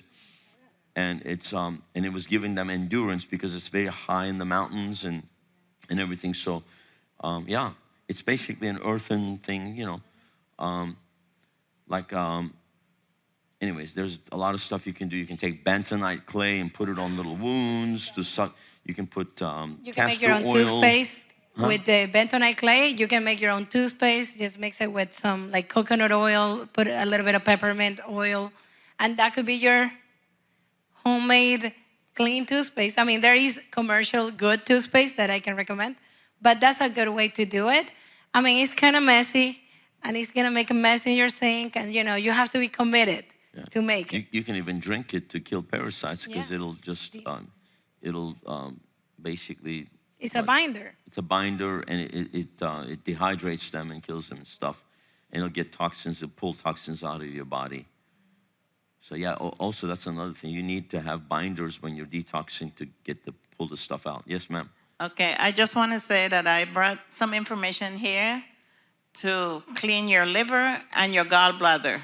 3 simple ingredients: Epsom salt, grapefruit juice, and olive oil. My whole family has done it, and we might have saved ourselves from future gallbladder surgery. So if anybody wants it, I have it English and Spanish. It's not my recipe, it's Dr. Hulda Clark. If anybody ever heard or Google her name, she was an English doctor who was homeopathic. And through Frank Suarez, you know, he talked about it, and I print it out to share it because it is wonderful. I have pictures of what stones that came out of my friend, my family. We take pictures, and it's amazing. It's again, it's a cleanser. There you go. Simple. You go to a conventional hospital doctor. Oh, they want to take your gallbladder out. How about gallbladder cleanse and flush and getting the stones out? No, they'll just take your gallbladder out. Let's do surgery next week. Take your gallbladder out. Why? God put it there for a reason. Well, you know, let's take it out. No, I don't want you to take anything out. But there's, again, you can cleanse it. You can flush the stuff out. Questions? Last one. We're going to finish out. Okay, question. One more. You have.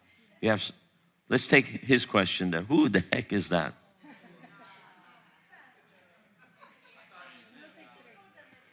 I know, no, but look at him. I'm picking on him, that's why. So I look like a parasite right now, but I actually have a question about parasites. So basically, I've been, throughout the years, I've always eaten very out-of-pocket things. You know, I've had pounds of insects. I've had lots of sushi. I've done a lot of things that you would never want to do, Pastor Corey. No. And, but you know, that's the kind of person I am. You know, I'm very, I'm very out there. But, you know, I've been surviving the past 6 months. You know, I fell on my face at one point. You know, I was surviving on SpaghettiOs and, you know, those delicious pub subs from Publix, you know, fried chicken. And I know they're not the best things, but, you know, I've been working five months straight of just graveyard shifts, and I'm just like thrown out of proportion. You know, I'm probably more of a mess mentally and physically than I've ever been in my life, you know? I don't know if you guys can tell or anything, but, you know, it's just that I'm not with the pink hair and the pink shorts. He's not on camera. I don't know. You want to show him there? Jump and show him, Aaron. This is, oh my God. It's just, hold on. It's just that it's the top 3 things. What are the top 3 things you think is going to help me feel the best, the fastest? Like, get things out. I'm not too financially stable right now, and I just need a little help. I just want to feel better. You know what I'm saying? So what are the top 3 things you'd say to get it done first? Definitely that morning sun and that sunset sun is going to be crucial, which you can easily get. It's Doesn't, yeah, nothing. It's free. Definitely lymphatic brush your skin. $5. Yeah, like that you can do before showers. Feel free to chime in on drink lots of water. The free things. Yeah.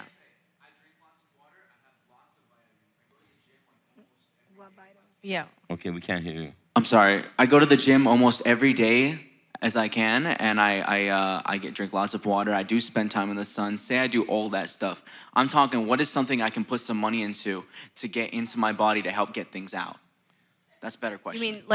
You mean what things out? You mean to detox parasites? Parasites, everything.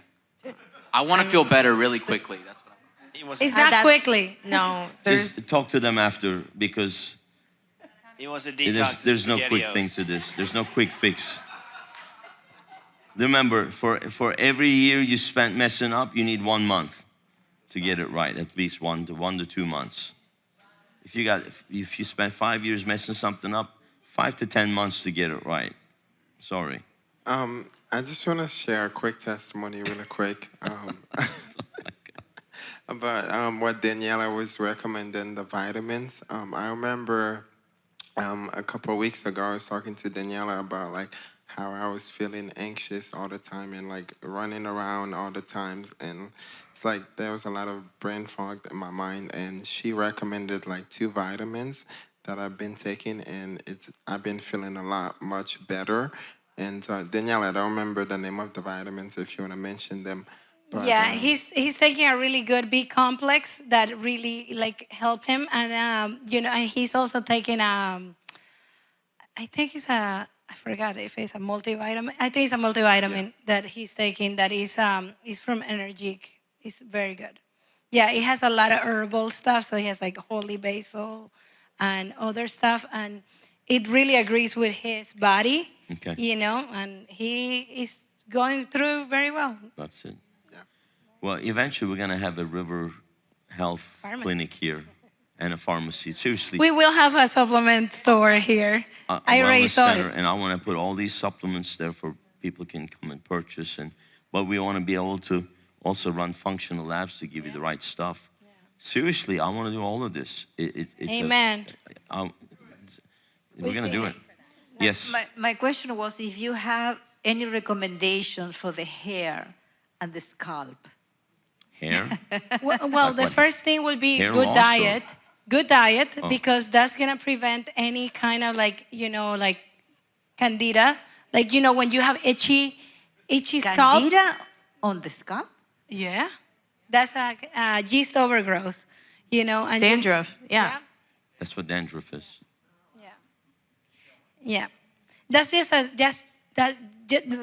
that's your body manifesting the symptoms, of the disease, But, I do make an oil that is for the scalp and it's nourishing. It has olive oil and rosemary oil and it's really great. But my first recommendation will be diet. And then, once you get your good B vitamins, you're going to get some kind of biotin in there and whatever, and that's going to help you. But mainly, are you vegetarian? No. Okay. Okay, good. Are you Italian also? No, I know that. Like Italian, no. From Muslim on one side and then Spanish on the other side. Muslim? Yeah, my like grandfather Moorish? My grandfather was Muslim. From where? From Turkey, in reality. He was Lebanon, but at that time I think was part of the Ottoman Empire. Ottoman Empire. Okay. Wow. Yeah, his name was Ali Uzair. In reality. Ali Uzair. Mine was from Syria. My great grandfather. Really? Yeah, his name was We got a bunch of Middle Easterns here. Selim Yunus. Oh, Selim. So I don't know if genetically coming from that inheritance are certain things that I have to be more careful with. I'm not sure about it because, no, you don't know. You must know. I don't know. You come from Turkey. Eat the rainbow and prioritize protein, And stay away from the simple starches and simple carbs. I think that's a very basic recommendation. Okay. Well, it's 10 p.m. We're gonna close out. Have you been blessed? Who's glad they came?